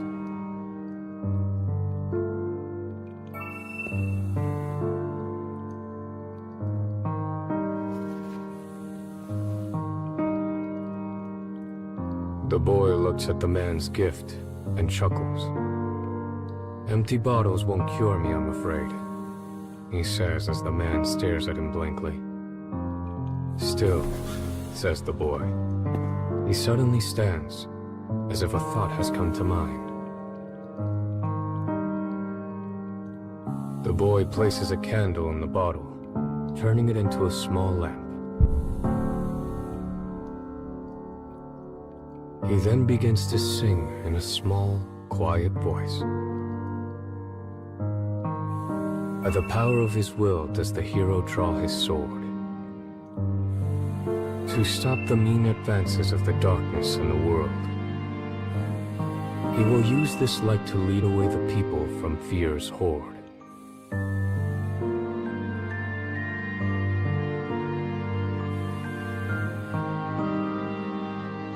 It is the song of a hero who challenges evil in order to save his people.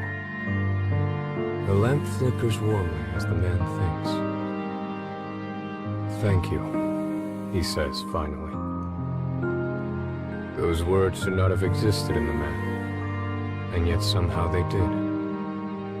The boy's shocked stare slowly becomes a smile, bright enough to last a lifetime.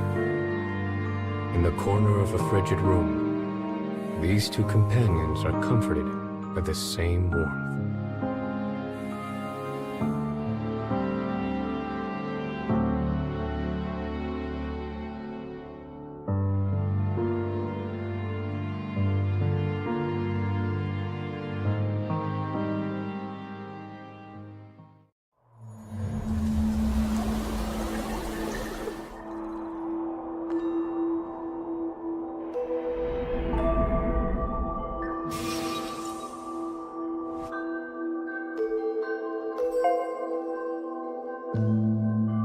I imagine you're getting used to this by now. Wonderful. Let's keep it up.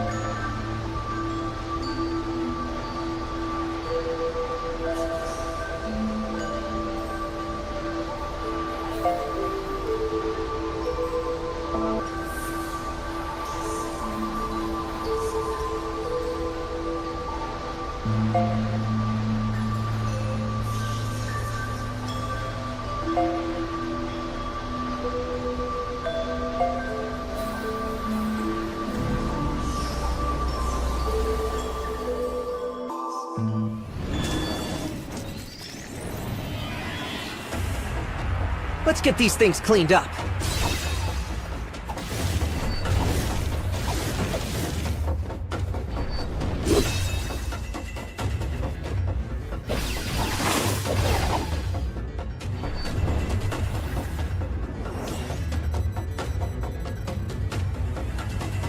More of you come to die?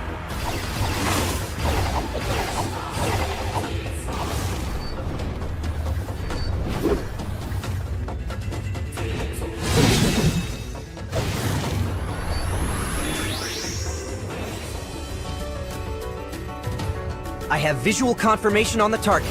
Let's get after him!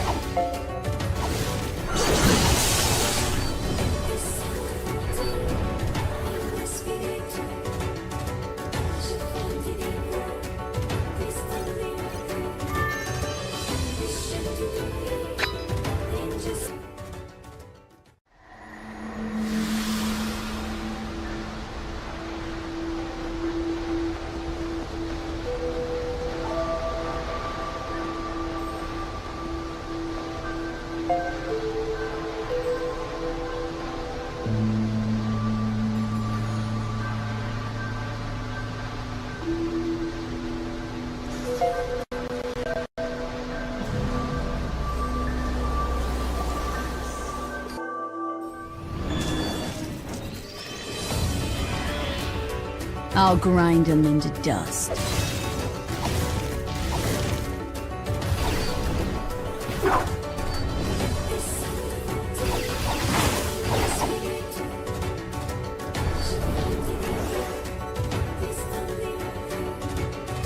I have visual confirmation on the target. Let's get after him!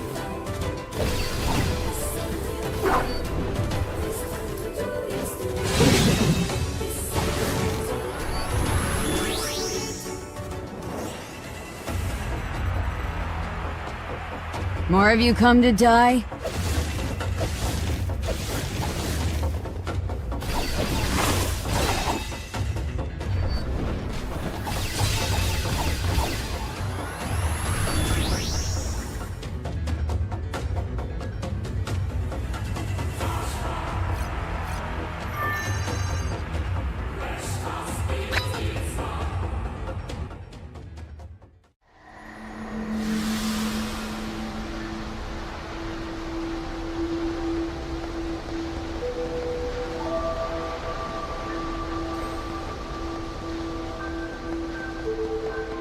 These stairs look terribly unsafe.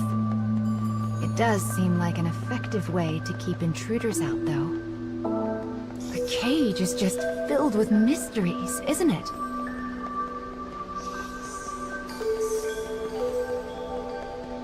Oh,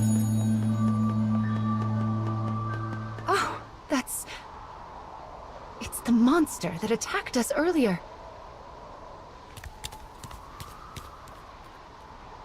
Are you going to chase it?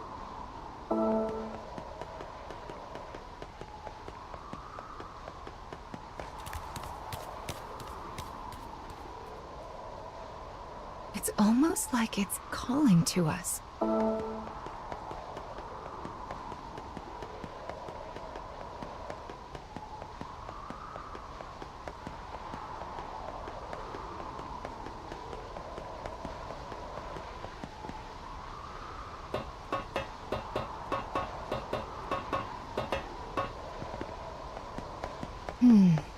It's not here. Well, let's take care of the scarecrow for now.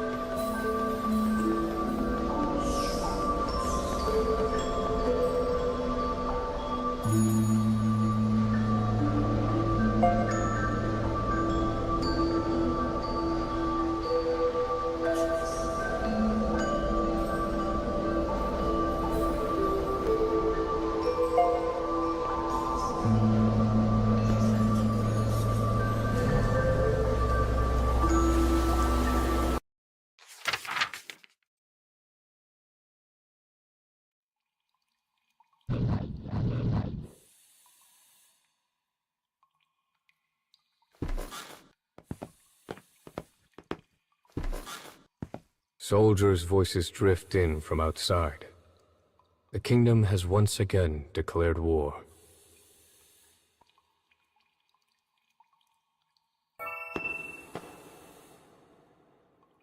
The boy looks at the man and opens his heart.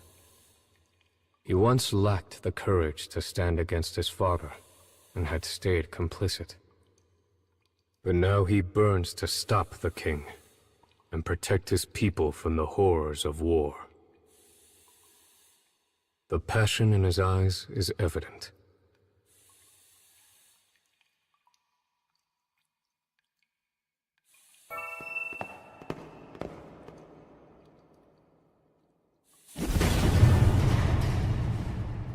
The man breaks through the door, and the boy follows after.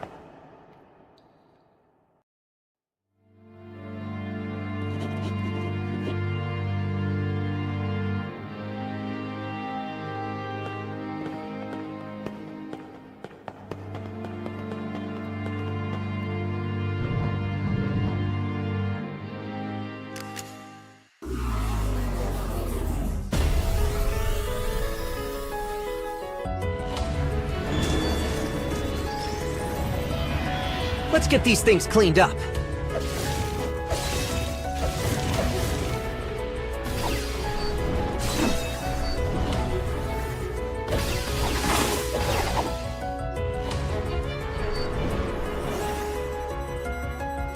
More of you come to die?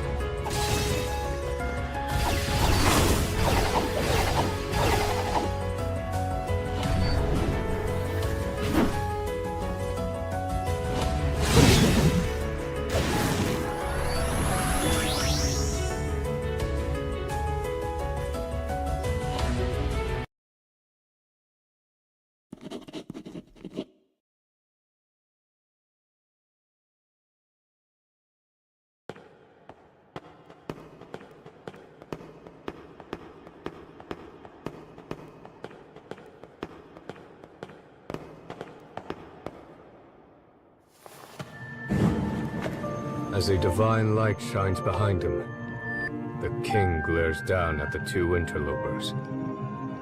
In a bold voice, the boy shouts up at the king. "By my name as the firstborn, I propose this war be ended." In that moment, he is just like the hero of his song. With a sneer, the king looks to the clockwork soldier and says, The man freezes, but he cannot disobey his master, for that is how he was programmed. With a shaking hand, he readies his gun.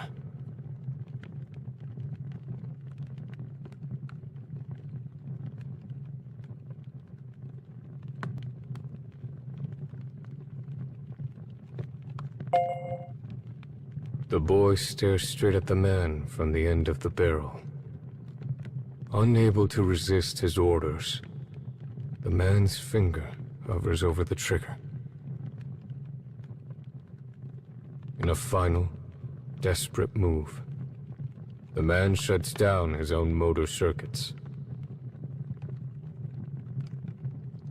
His finger lets go of the trigger, and he falls to his knees before the boy.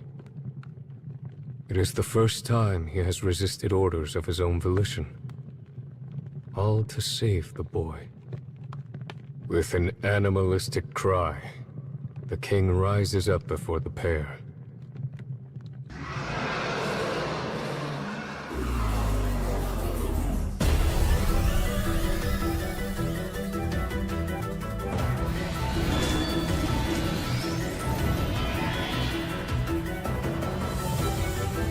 Let's get these things cleaned up.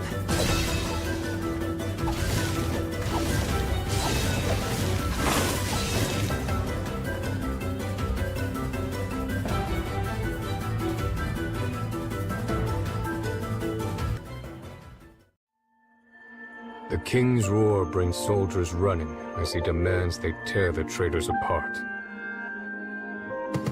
The man seizes the boy's hand, and they begin to run from the castle. For the first time in his existence, the man finally has a will of his own.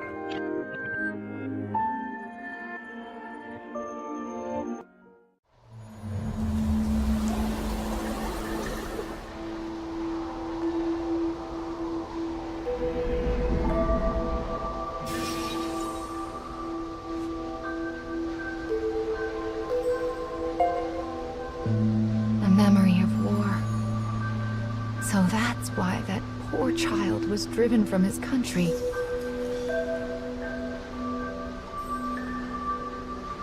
The king wished for control, while the prince prayed for peace and happiness.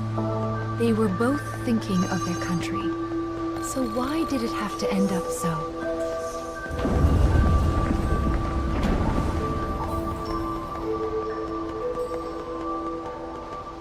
Why is there a person in a place like this? Excuse me, miss.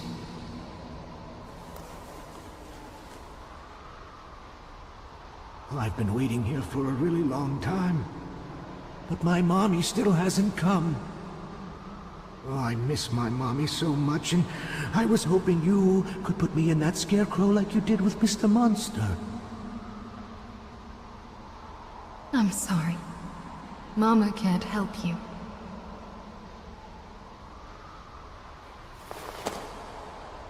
Let's be off.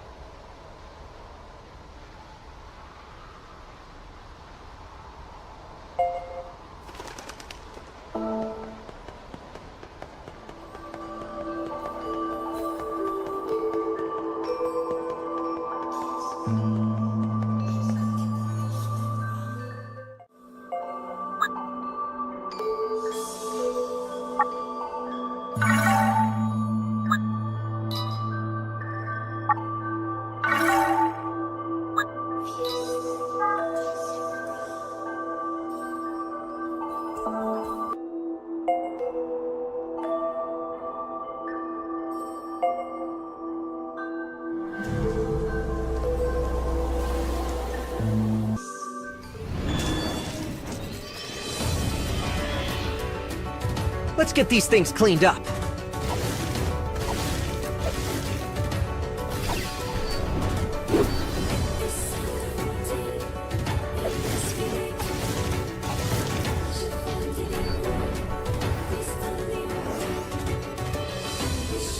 More of you come to die?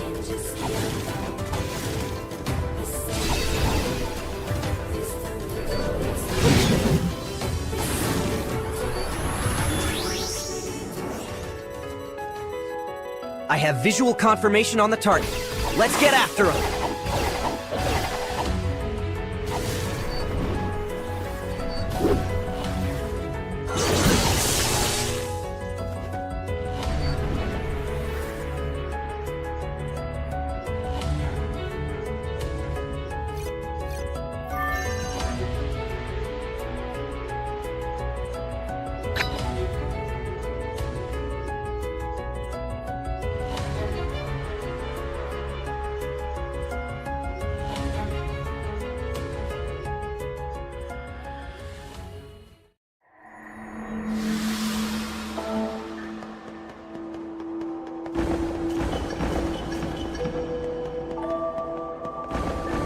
old man has been expelled from the story.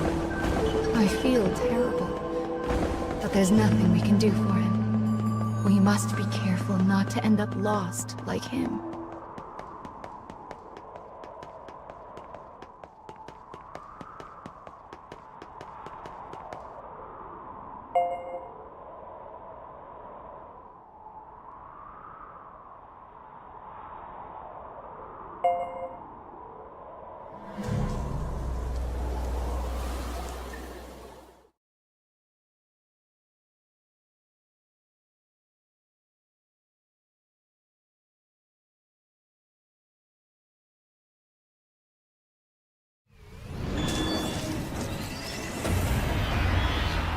Let's get these things cleaned up.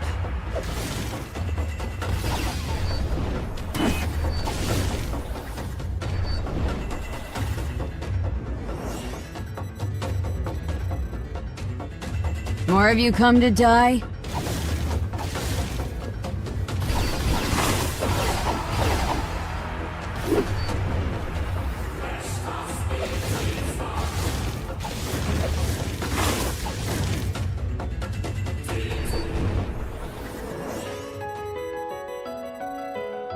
I have visual confirmation on the target.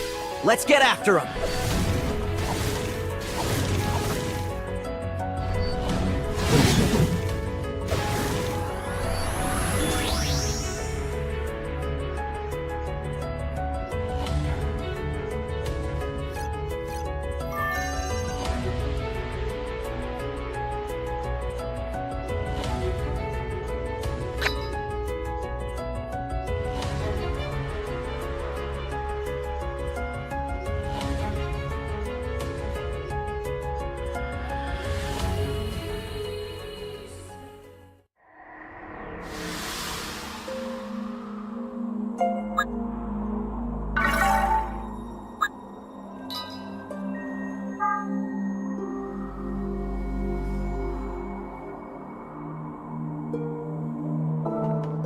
It seemed like that old man knew about you and the monster.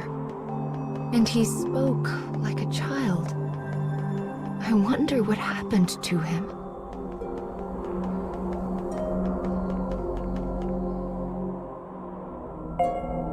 This is the last part of the mechanical soldier's story. Let's see how the memory ends, shall we?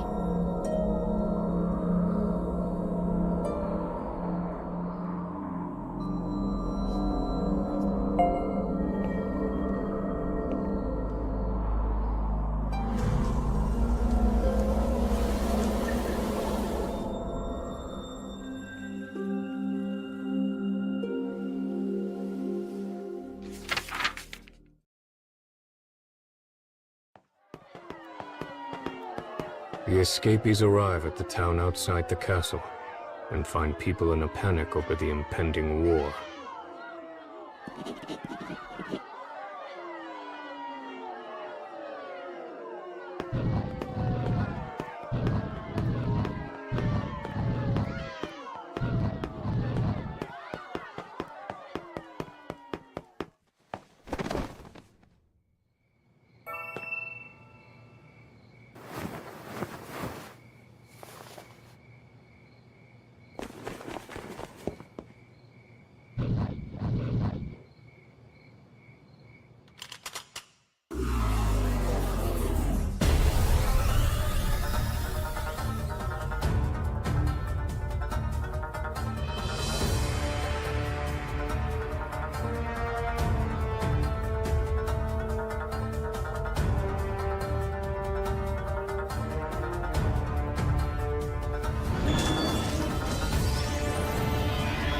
Let's get these things cleaned up.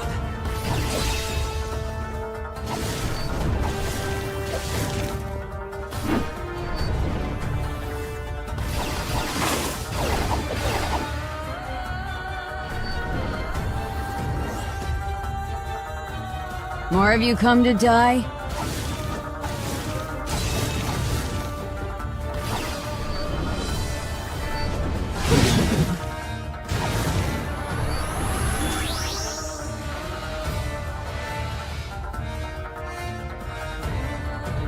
I have visual confirmation on the target. Let's get after him!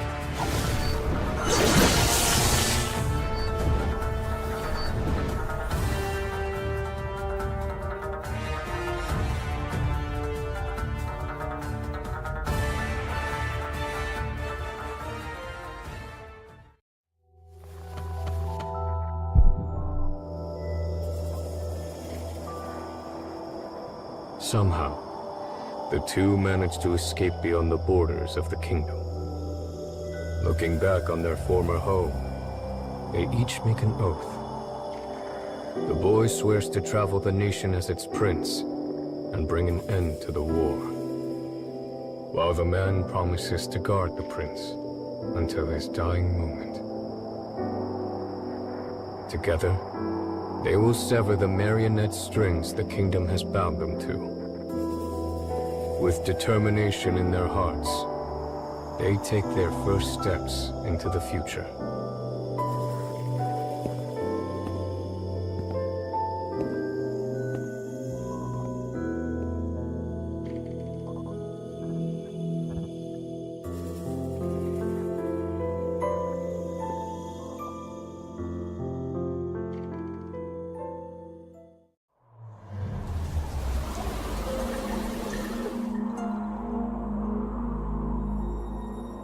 They both fought, the boy for peace and the machine for him. That must be how their memories were intertwined.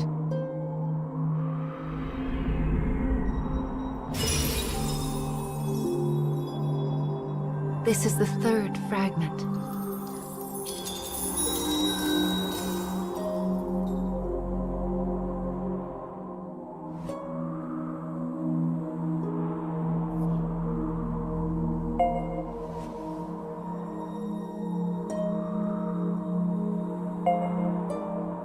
Prayer of all emotions. I believe this one might be especially human. It is a heart that fills in the blanks of a vague future. Well, do you feel anything different?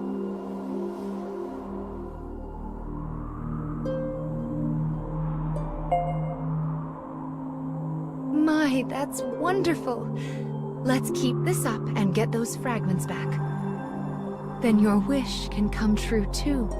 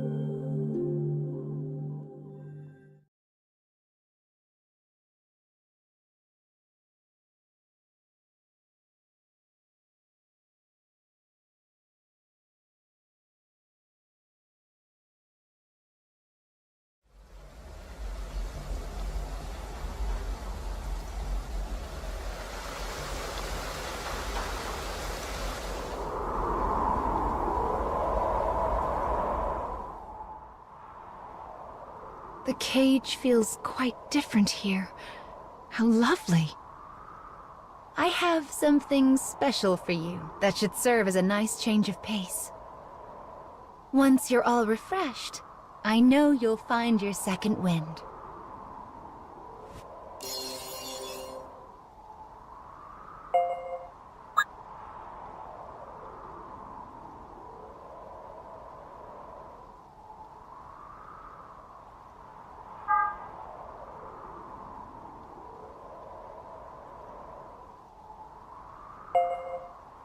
Come play whenever you feel like it, all right?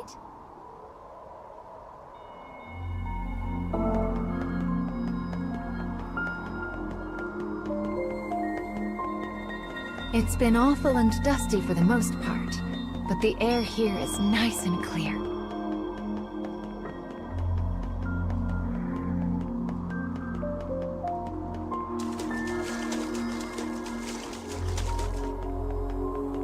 Do you see that? The air is so clear here, fish even swim in it. That's actually quite odd now that I think about it.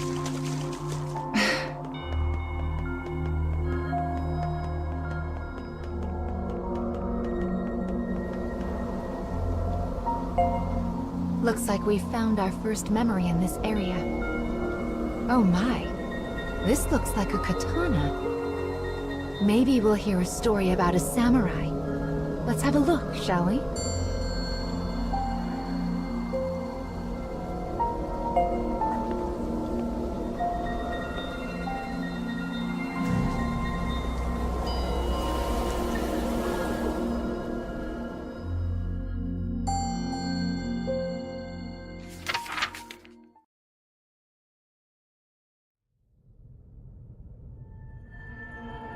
A man sits alone.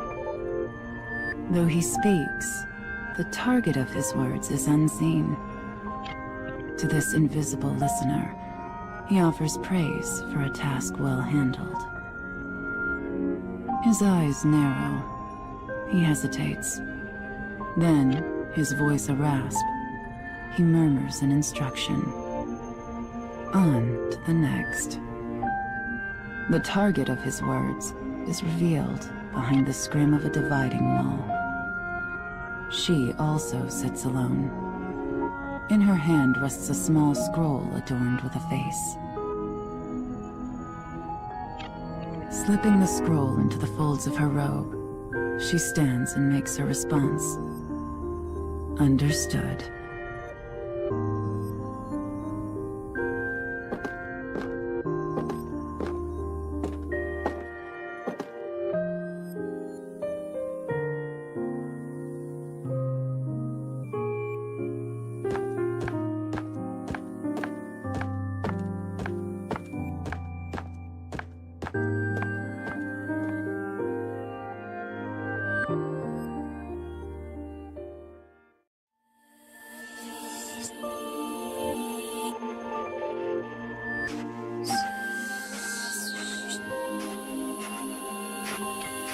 Thick clouds hang low against an ominous sky.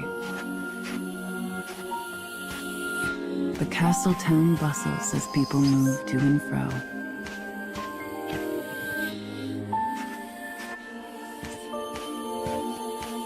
A family traveling the road catches her eye. The child smiles brightly, her eyes sparkling. The darkness of the woman's own life could never know such pleasant light. Brushing aside her melancholy, she makes to leave town.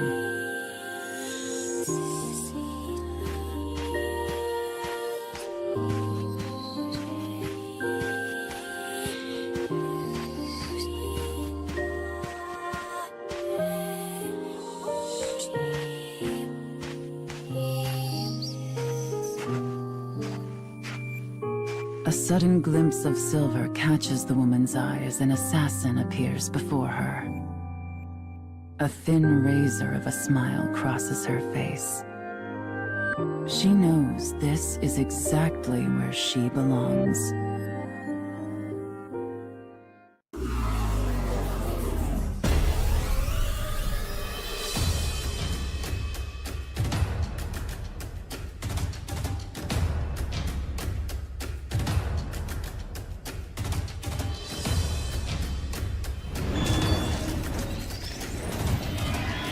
You should leave before I change my mind.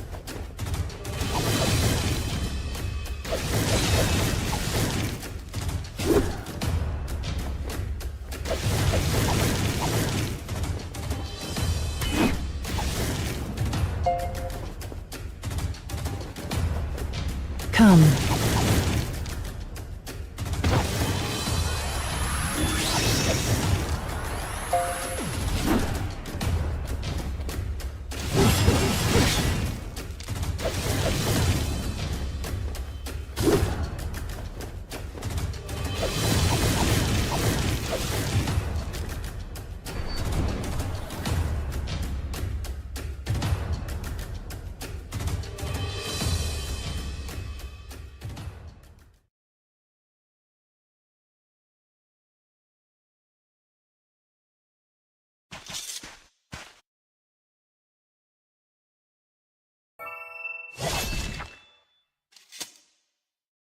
She claims the assassin's life before body can meet Earth. In the silence that follows, she muses on her life. She walks a path of blood, a solitary path, far from family or comfort. Had she ever smiled as that child did? Could she? Such thoughts swirl in her mind as the woman considers a life she knows she will never have.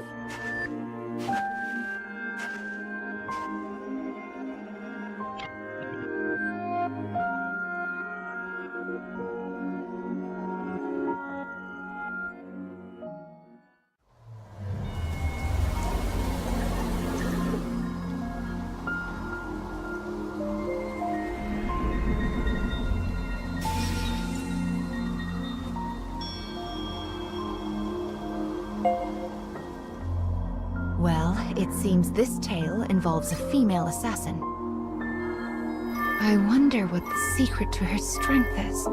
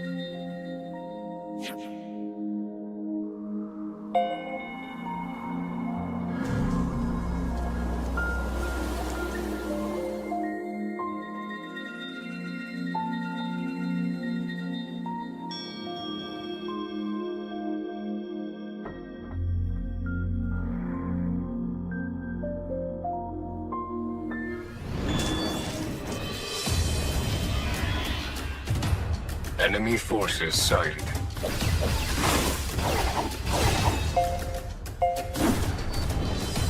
Well, well.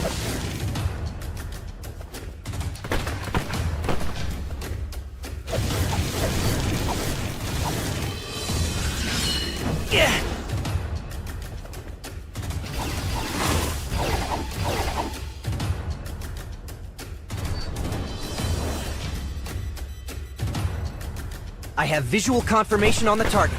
Let's get after him!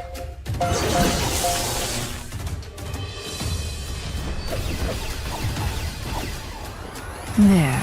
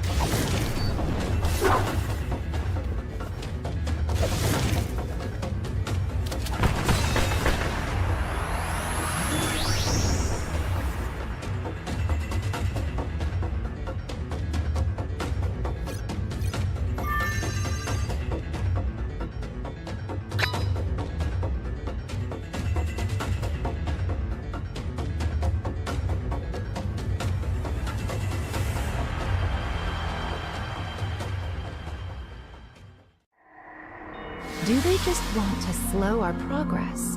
Or is there some deeper goal? Sometimes I wonder what those dark foes are trying to accomplish.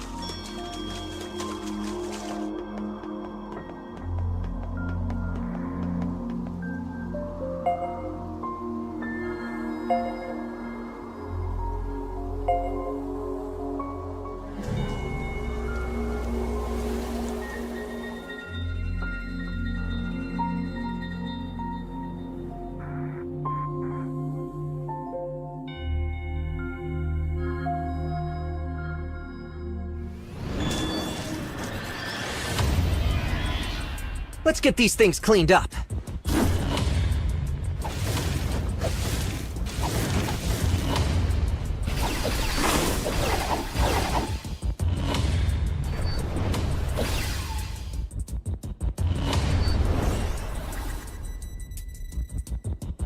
More of you come to die?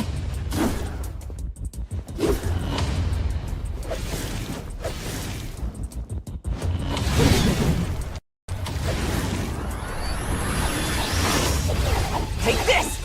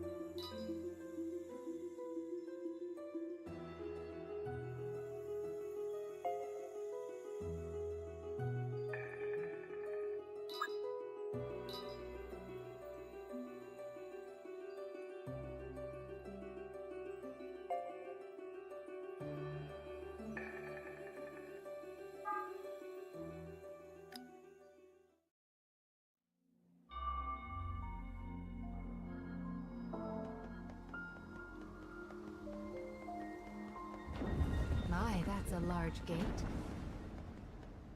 We certainly won't be able to lift this on our own.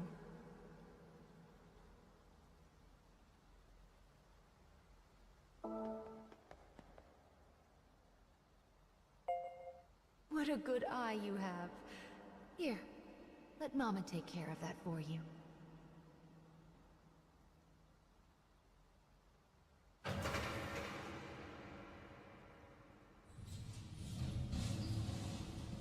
There now. That wasn't so hard. A collapsed bridge? Oh dear. The Scarecrow is so close. There must be a way to get past this. Wait here, child. Mama will take a quick peek around.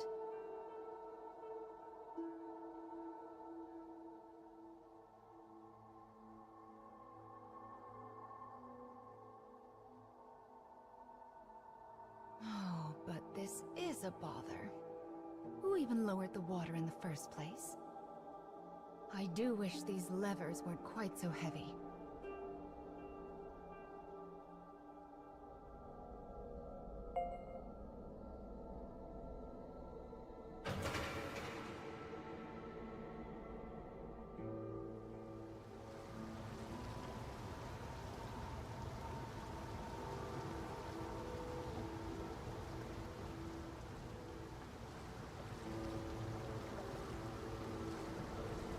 Right then.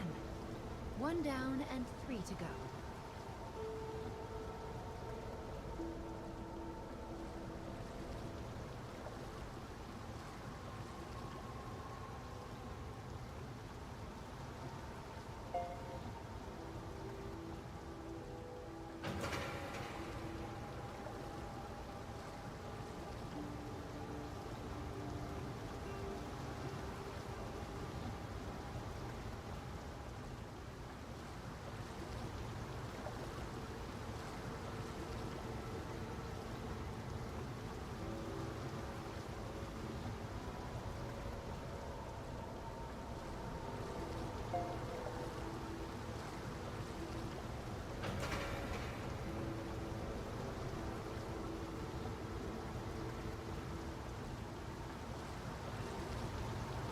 I think our mission is going quite well so far. I just hope those two find happiness.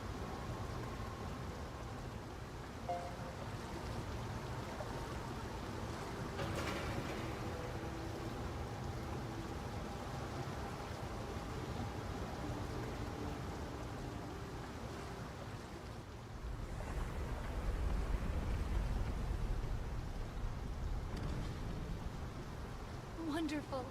That did the trick. Now we can cross to the other side. That certainly did take a lot of time. Well, let's get back on our feet and continue with the restoration, shall we?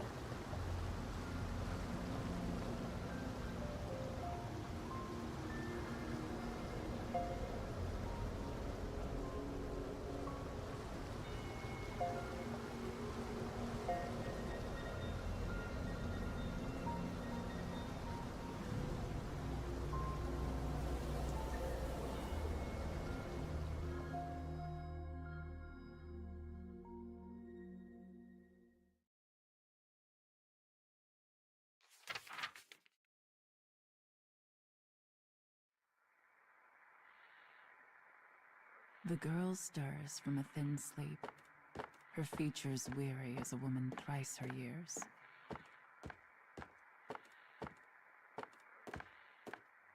Her life is an unending blur of training that continues without mercy or pause.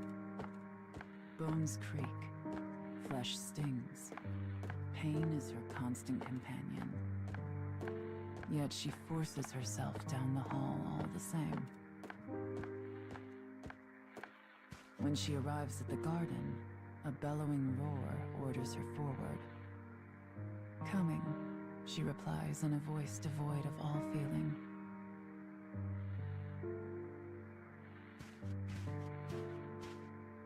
She readies an apology for her tardiness, knowing full well it will not be heard. As suspected, the man cuts off her words and begins to berate her without pause. You will learn to honor punctuality, girl. You are a tool of our master, and a tool is of no use if it is not present when needed. Thus begins another day of the girl's deadly training.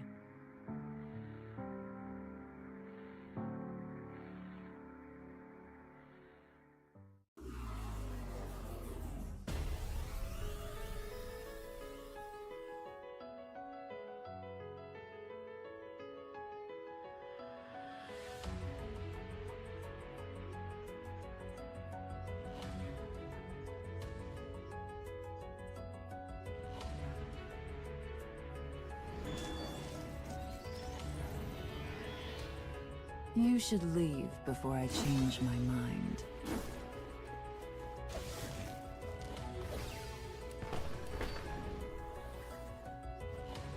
Carnation.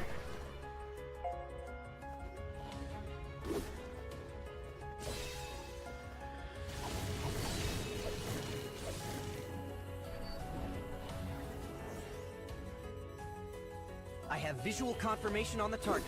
Let's get after him!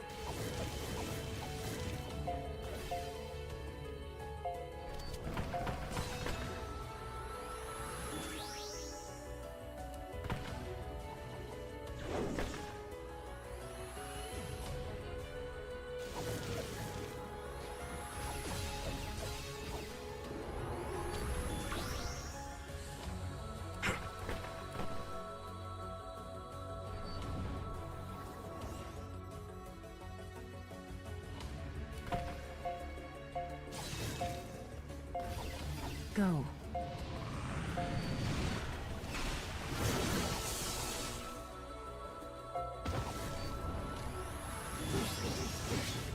Let's get the real show started.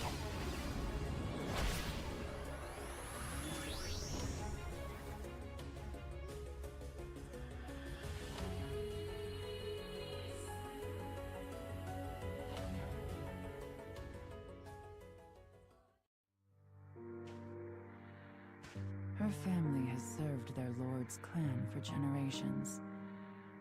When the lord decides an enemy needs to die, her family carries out the sentence. Her path had been laid before she was even born. The path of a trained killer. There is no freedom for her, no thought of a different way. The path simply was.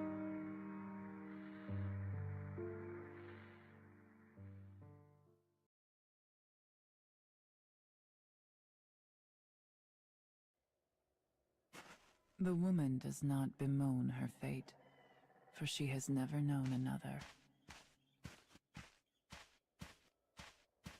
Yet, when she thinks of the things she will never have, she feels a terrible sadness. But she presses on regardless, leaving such distractions behind. At some point, she realizes that rain has begun to fall. Through the droplets, she spies a castle with a dark and enigmatic aura. Soon she finds a lone guard standing before a gate. Moving without sound, she looses her sword.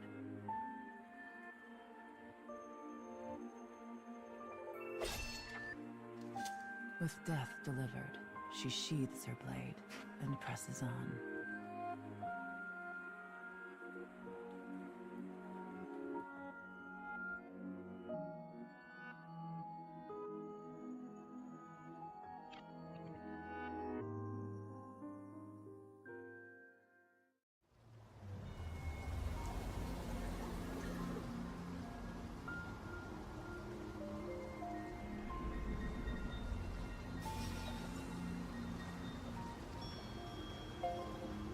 Her whole life had been decided before she was even born. It's rather a tragedy, don't you think?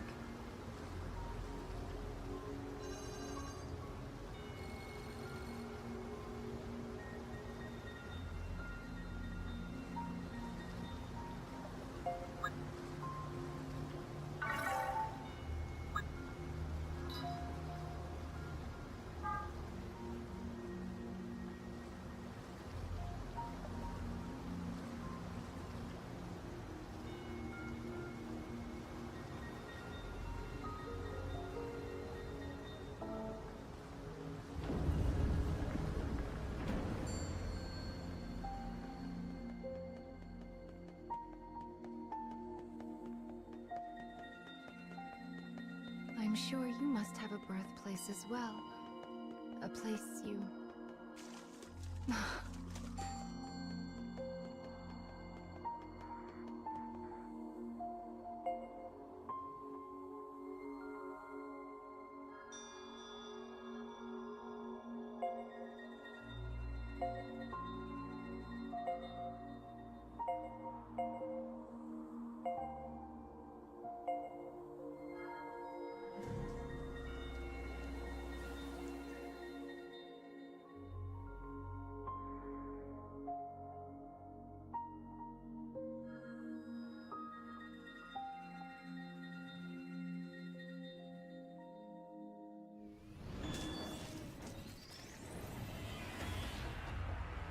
You should leave before I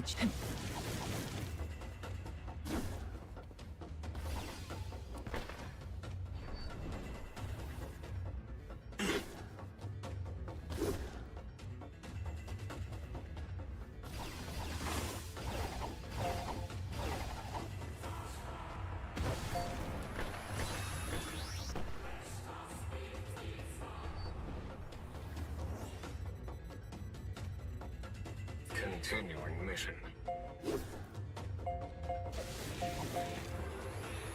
Offering support!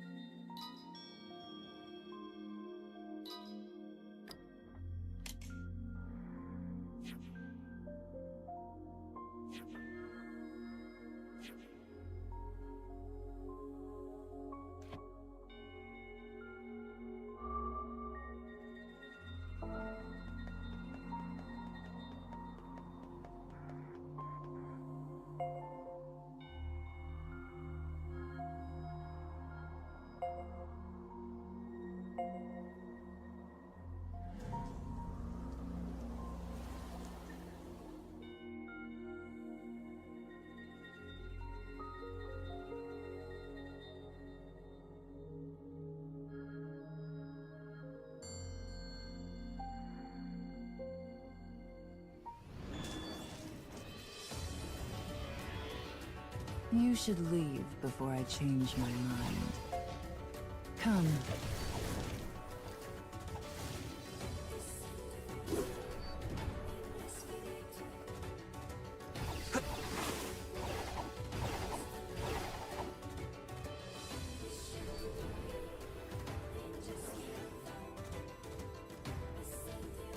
More of you come to die?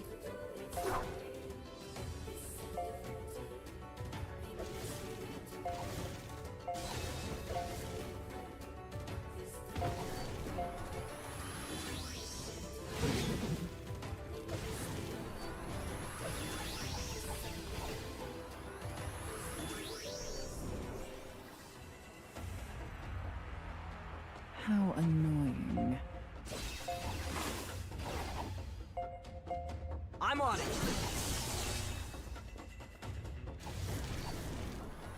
Finish this, will you?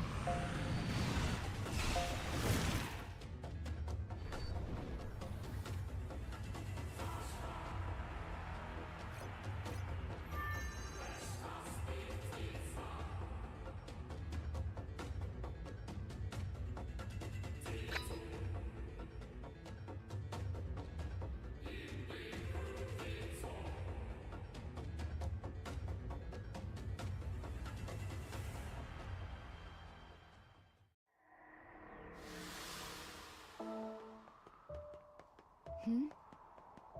Do you hear that?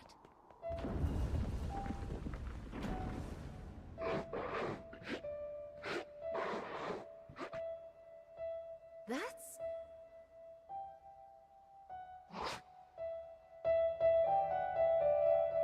It escaped again. What's that sound? Oh! The stairs make music when you step on them. Do you think that monster was playing the steps? Well, I suppose it would be odd for a creature like that.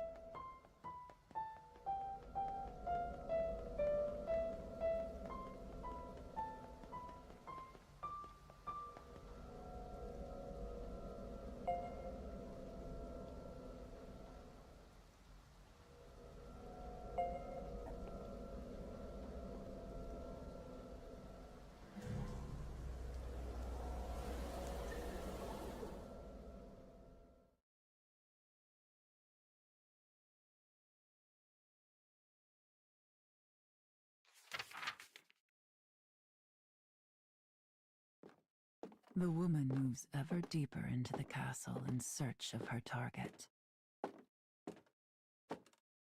Her mission is to kill the son of an enemy lord and halt his possible succession. The enemy army values blood.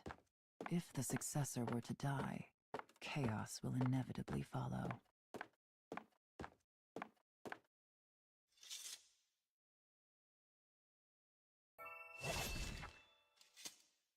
Slaying the son will create confusion, giving her own lord an opening for attack.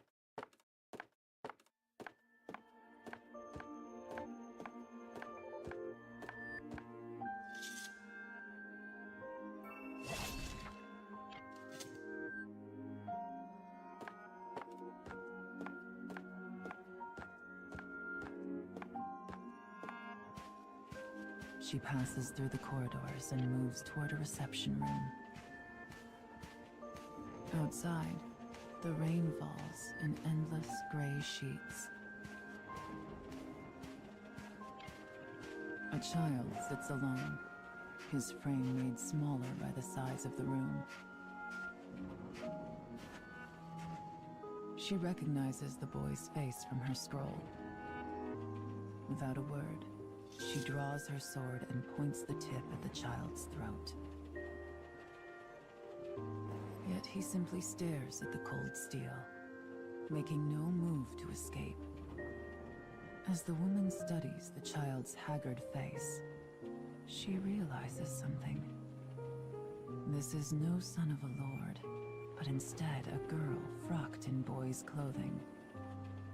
The woman asks her target why this is. As if a dam has burst, The girl suddenly lets fly with a torrent of grievance. I wish this house and this entire nation would fall.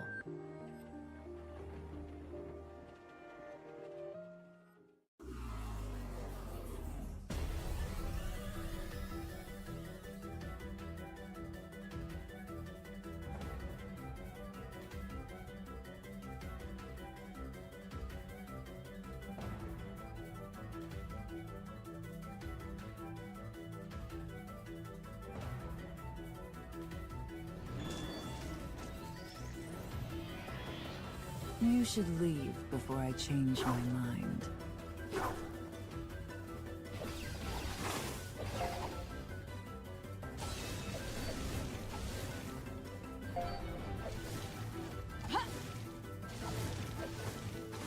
Stop talking!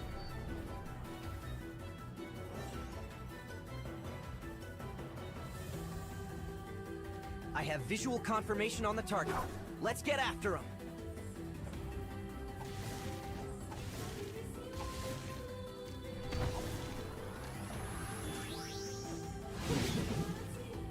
My thanks.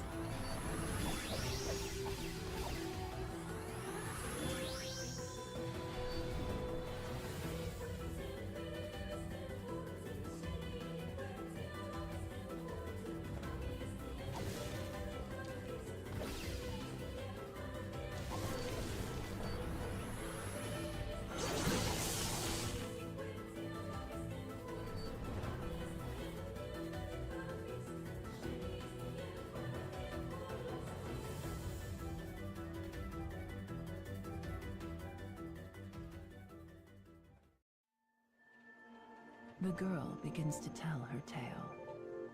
I am not but a puppet who dances at my father's tune. I'm no child to him, merely a tool to be used. I even denied my own heart and took false gender in order to fulfill my role. And as this house's tool, I live only to be killed. So please, just bring this to pass. End me. The girl's eyes turn to rest on the woman. This is who I used to be. Set to walk a path before I had even drawn breath. The woman's sword wavers. Her hand hesitates. Outside, the rain falls as if it was trying to blot out the very earth itself. And yet somehow, it feels quiet.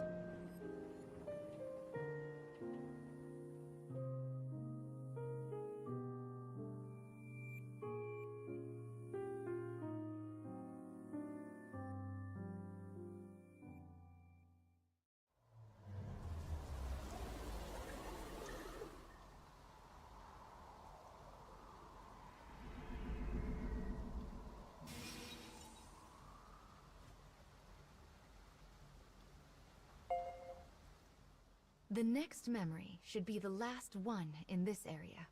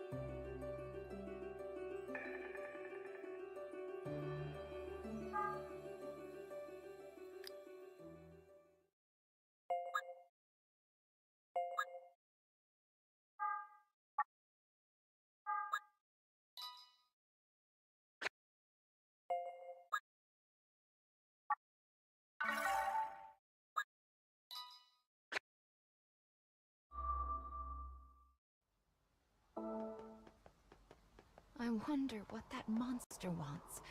And those other dark foes, for that matter.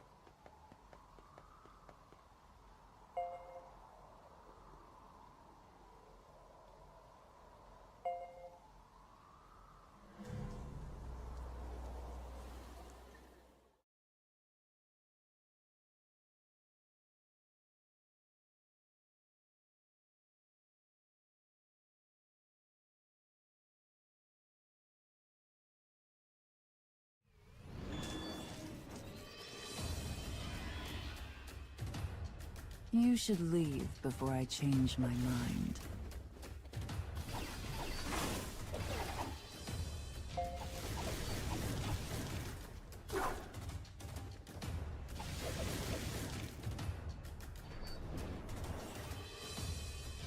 More of you come to die?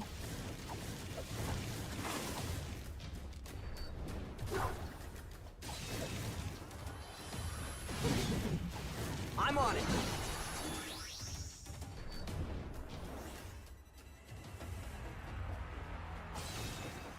Come.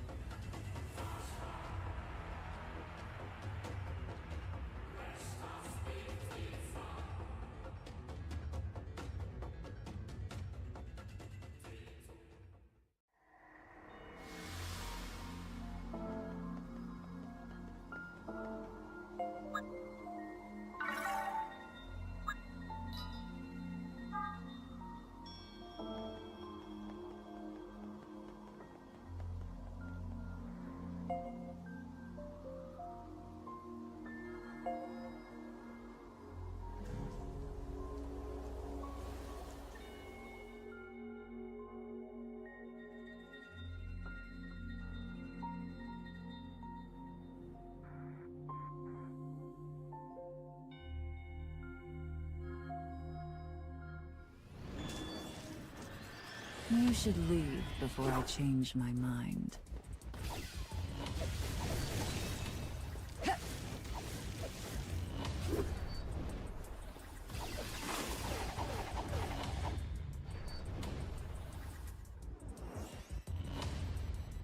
I have visual confirmation on the target.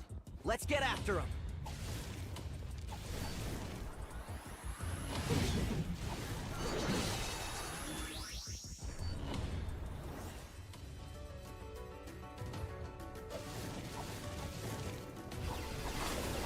There.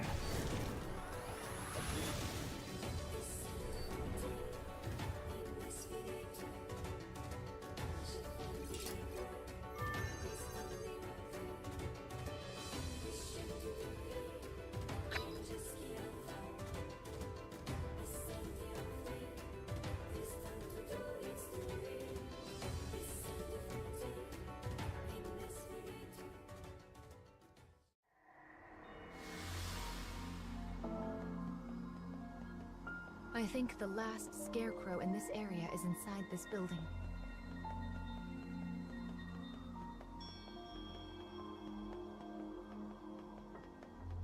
Oh my, again! What terrible timing these things have. Mama will open this straight away.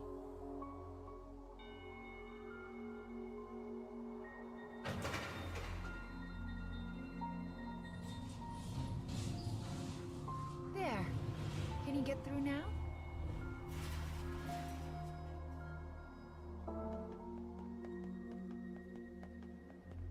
This next memory should restore the weapon.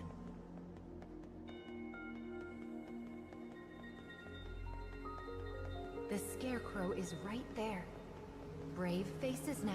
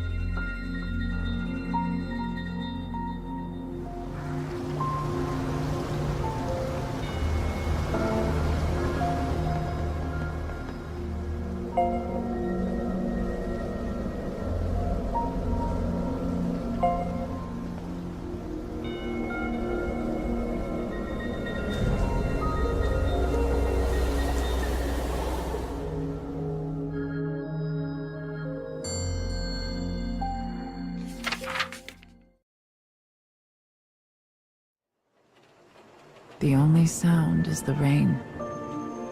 A long moment passes.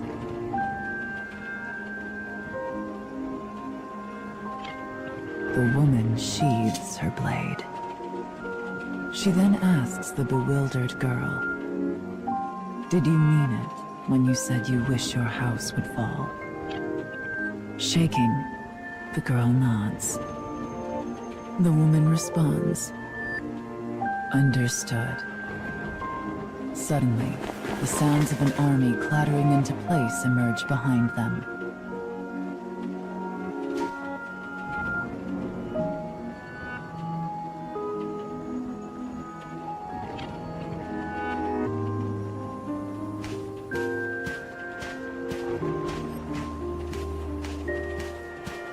A score of soldiers bursts into the reception room.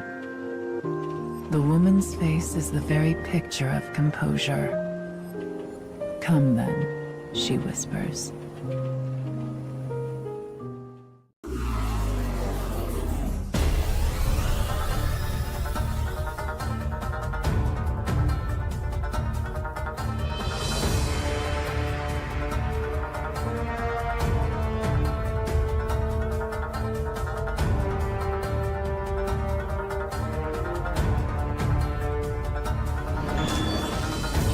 I'll grind him into dust.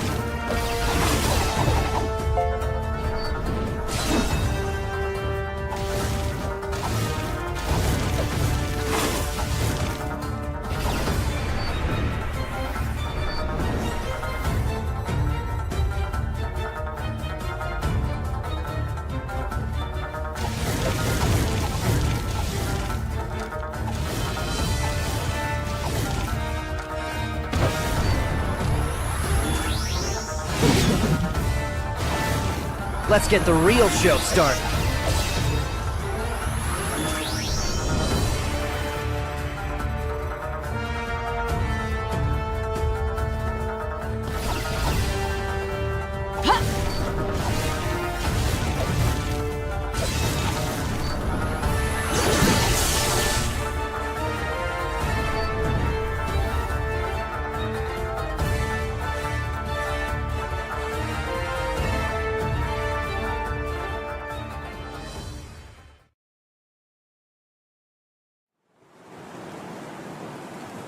The girl runs over and takes her hand. Why had she done this?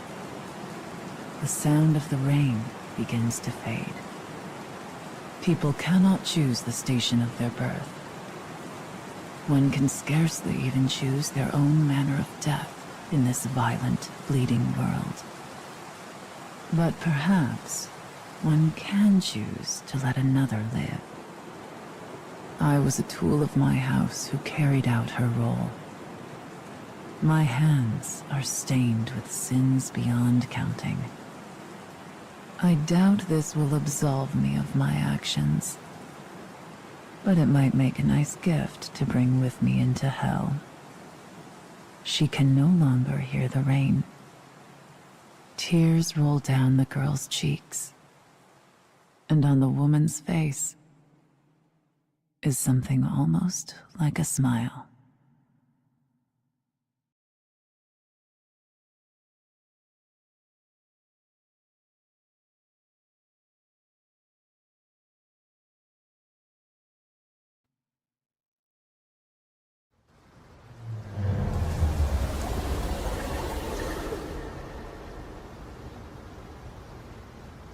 Perhaps freedom, in the truest meaning of the word, never existed to begin with.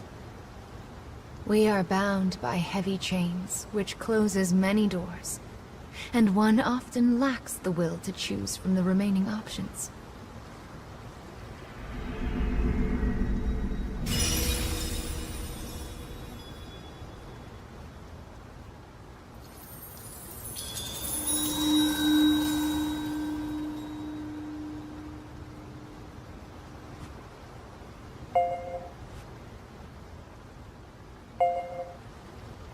Anger.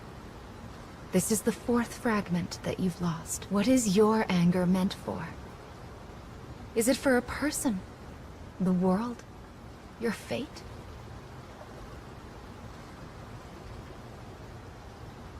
Or perhaps yourself?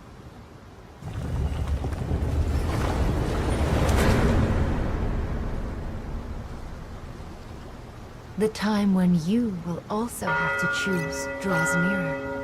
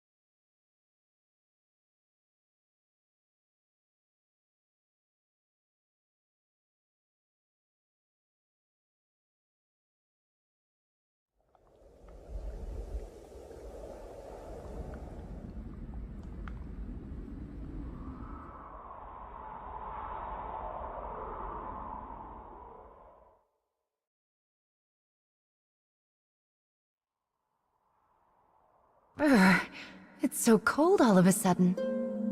Is this snow that's falling? Even the cage has varying weather, it seems.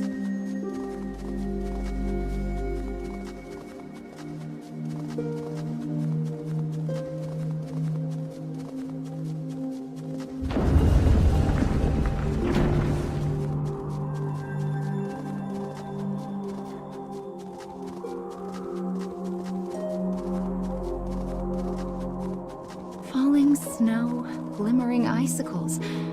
Why, even that fabric is frozen over.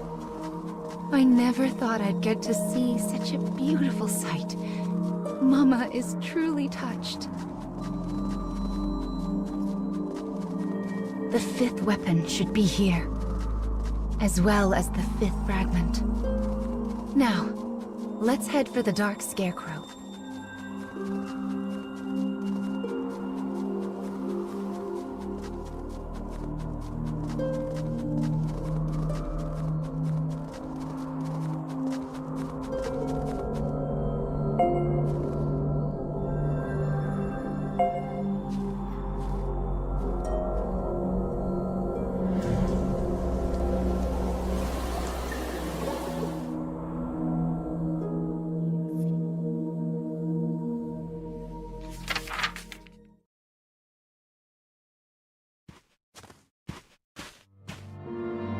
A man makes his way along a mountain path, buried in snow.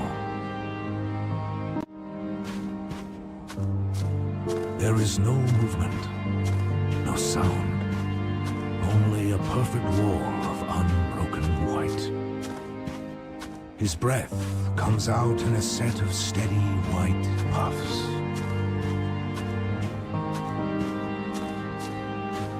Before long, the sun begins to set.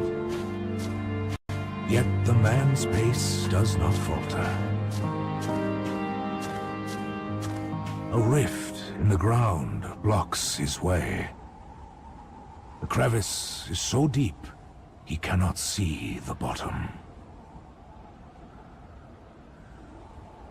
The man produces his trusty hand axe from within a deep pocket.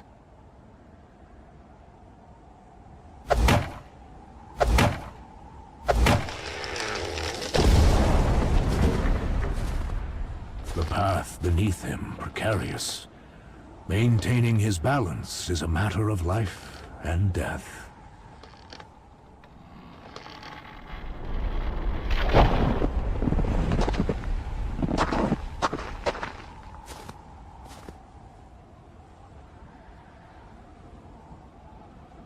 Once he moves past the danger, he again makes for the peak.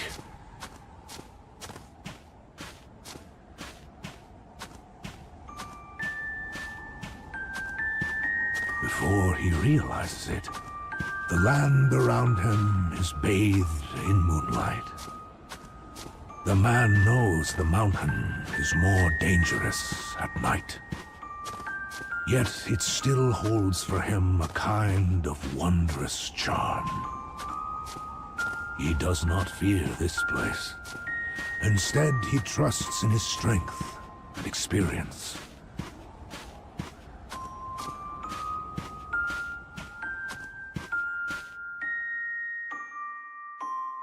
Suddenly, the steely glint of animal eyes glimmer all around him.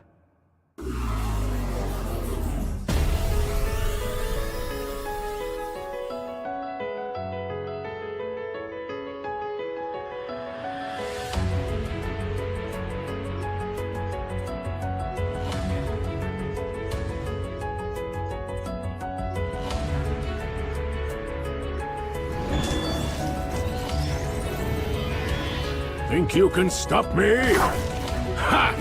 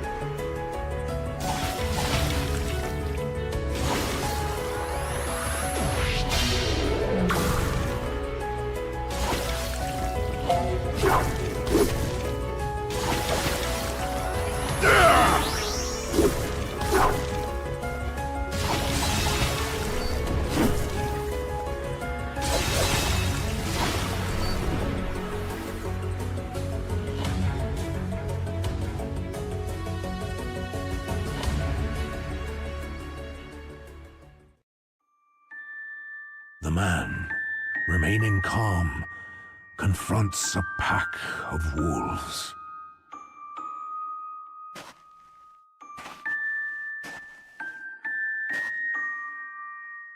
Don't run. Don't turn away. Don't look them in the eye. The final roar sounds. After fending off the wolves, the man renews his trek. No person has ever reached the summit of the mountain he now climbs. Yet he does not fear, for he has conquered many peaks long thought impossible. He forever seeks the line between life and death within the harshest environments. This pursuit is his entire reason for living.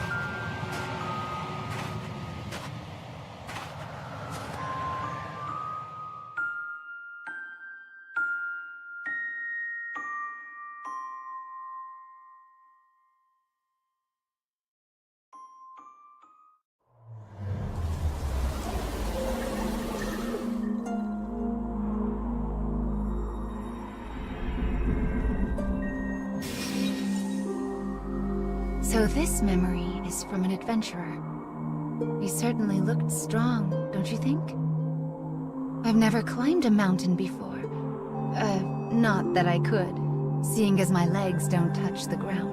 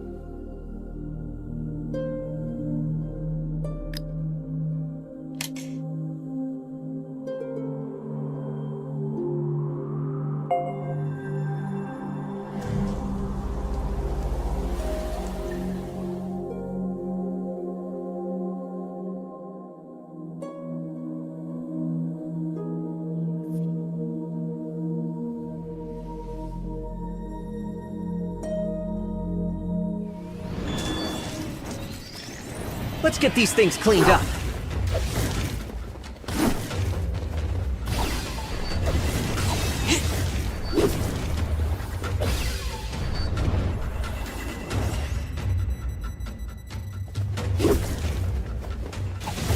Here we go.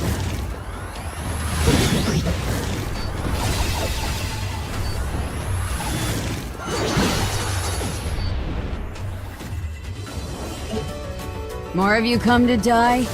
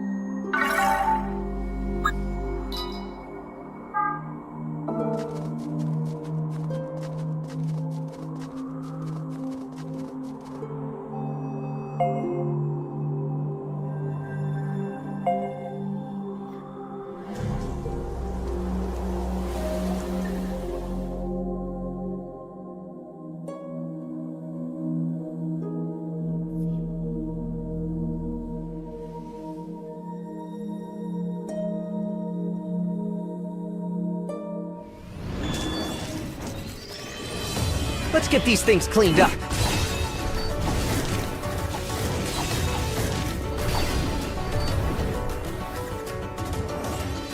More of you come to die?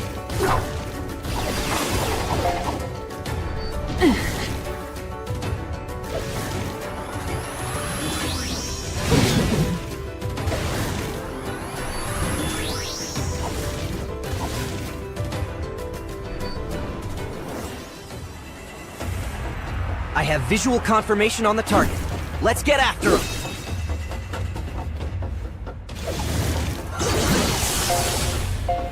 Out of my way!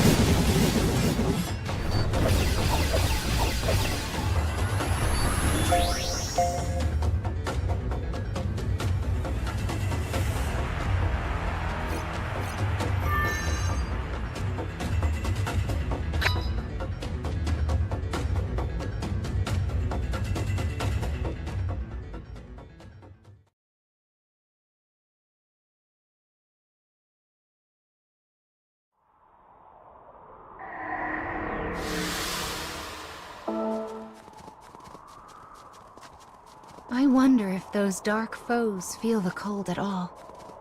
Are you cold, child? Why, you don't even have mittens.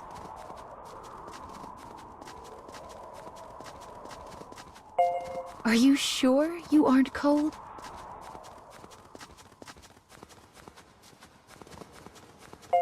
All right, then. Mama will be quiet.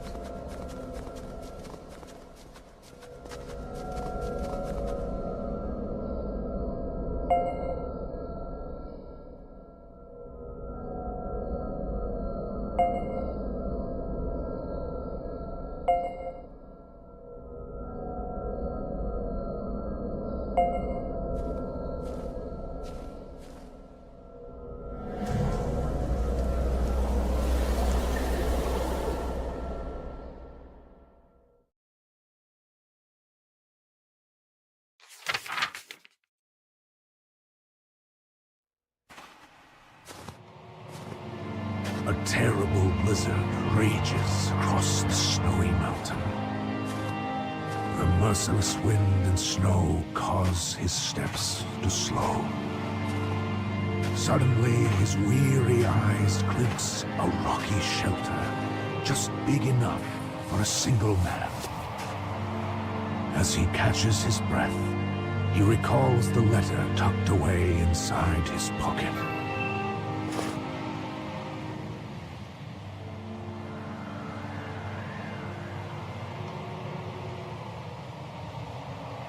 His daughter had given it to him before he started his climb. He fishes in his deep pocket once more and produces a handmade charm. The oddly shaped decoration seems to warm the man from somewhere deep inside.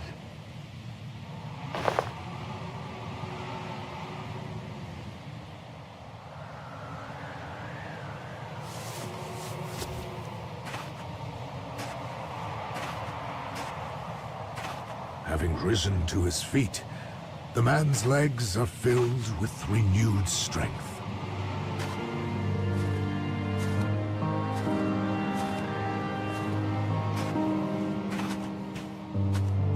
Halfway up the mountain, he comes across a frozen lake. The corpse on the ground wears the attire of a mountaineer. And its regrets suddenly take form as a ghost and spread a terrible darkness.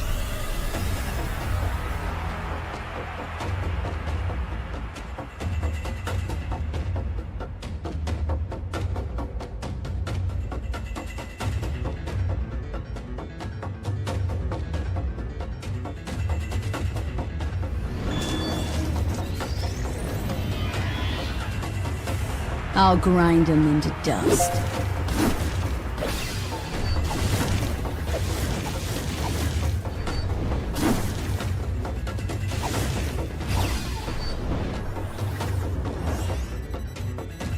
I've got enough doubt for everyone.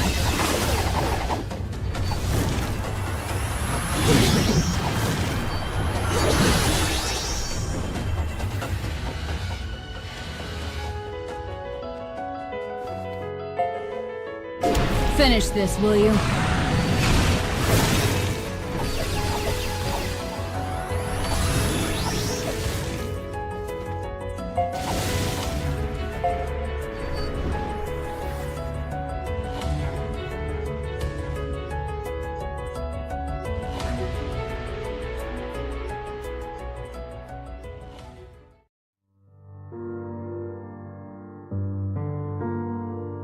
He sees a note on the ground next to the body. It is an apology to the Mountaineer's family. It spells out his regret at ever attempting his climb. The note is written in a cramped, unsteady hand. Perhaps it is due to cold. Perhaps to grief.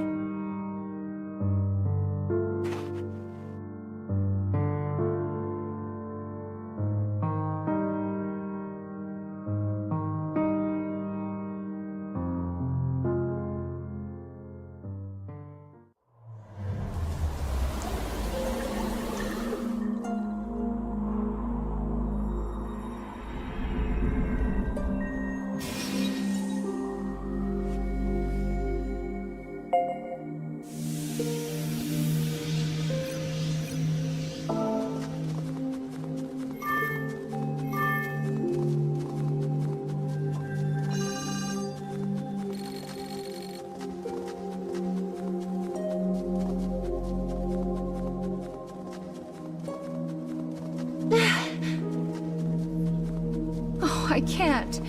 I know I promised to be quiet, but I just can't.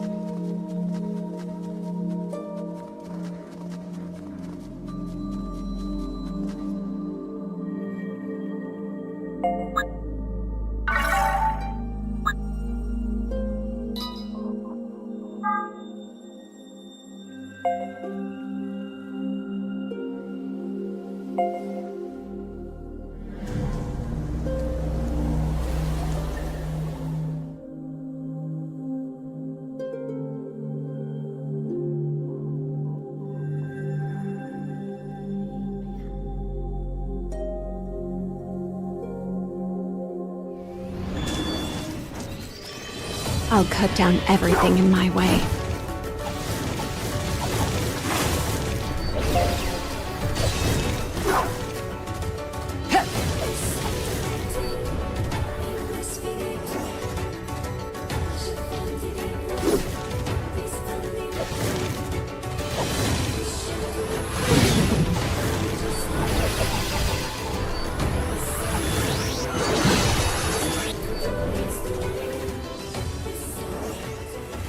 I have visual confirmation on the target. Let's get after him!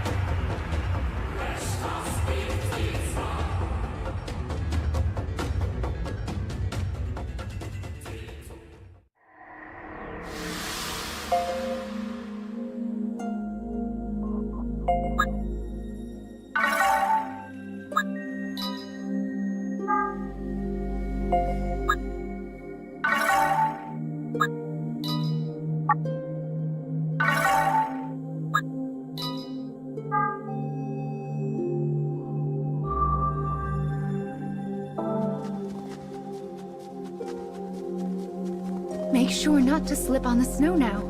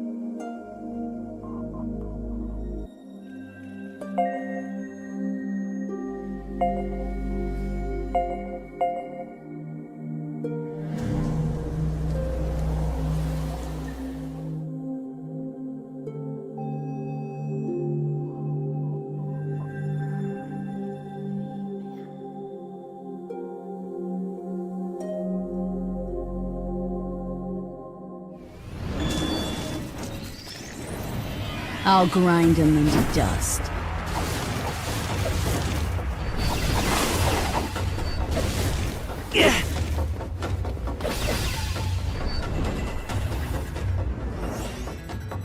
I've got enough death for everyone.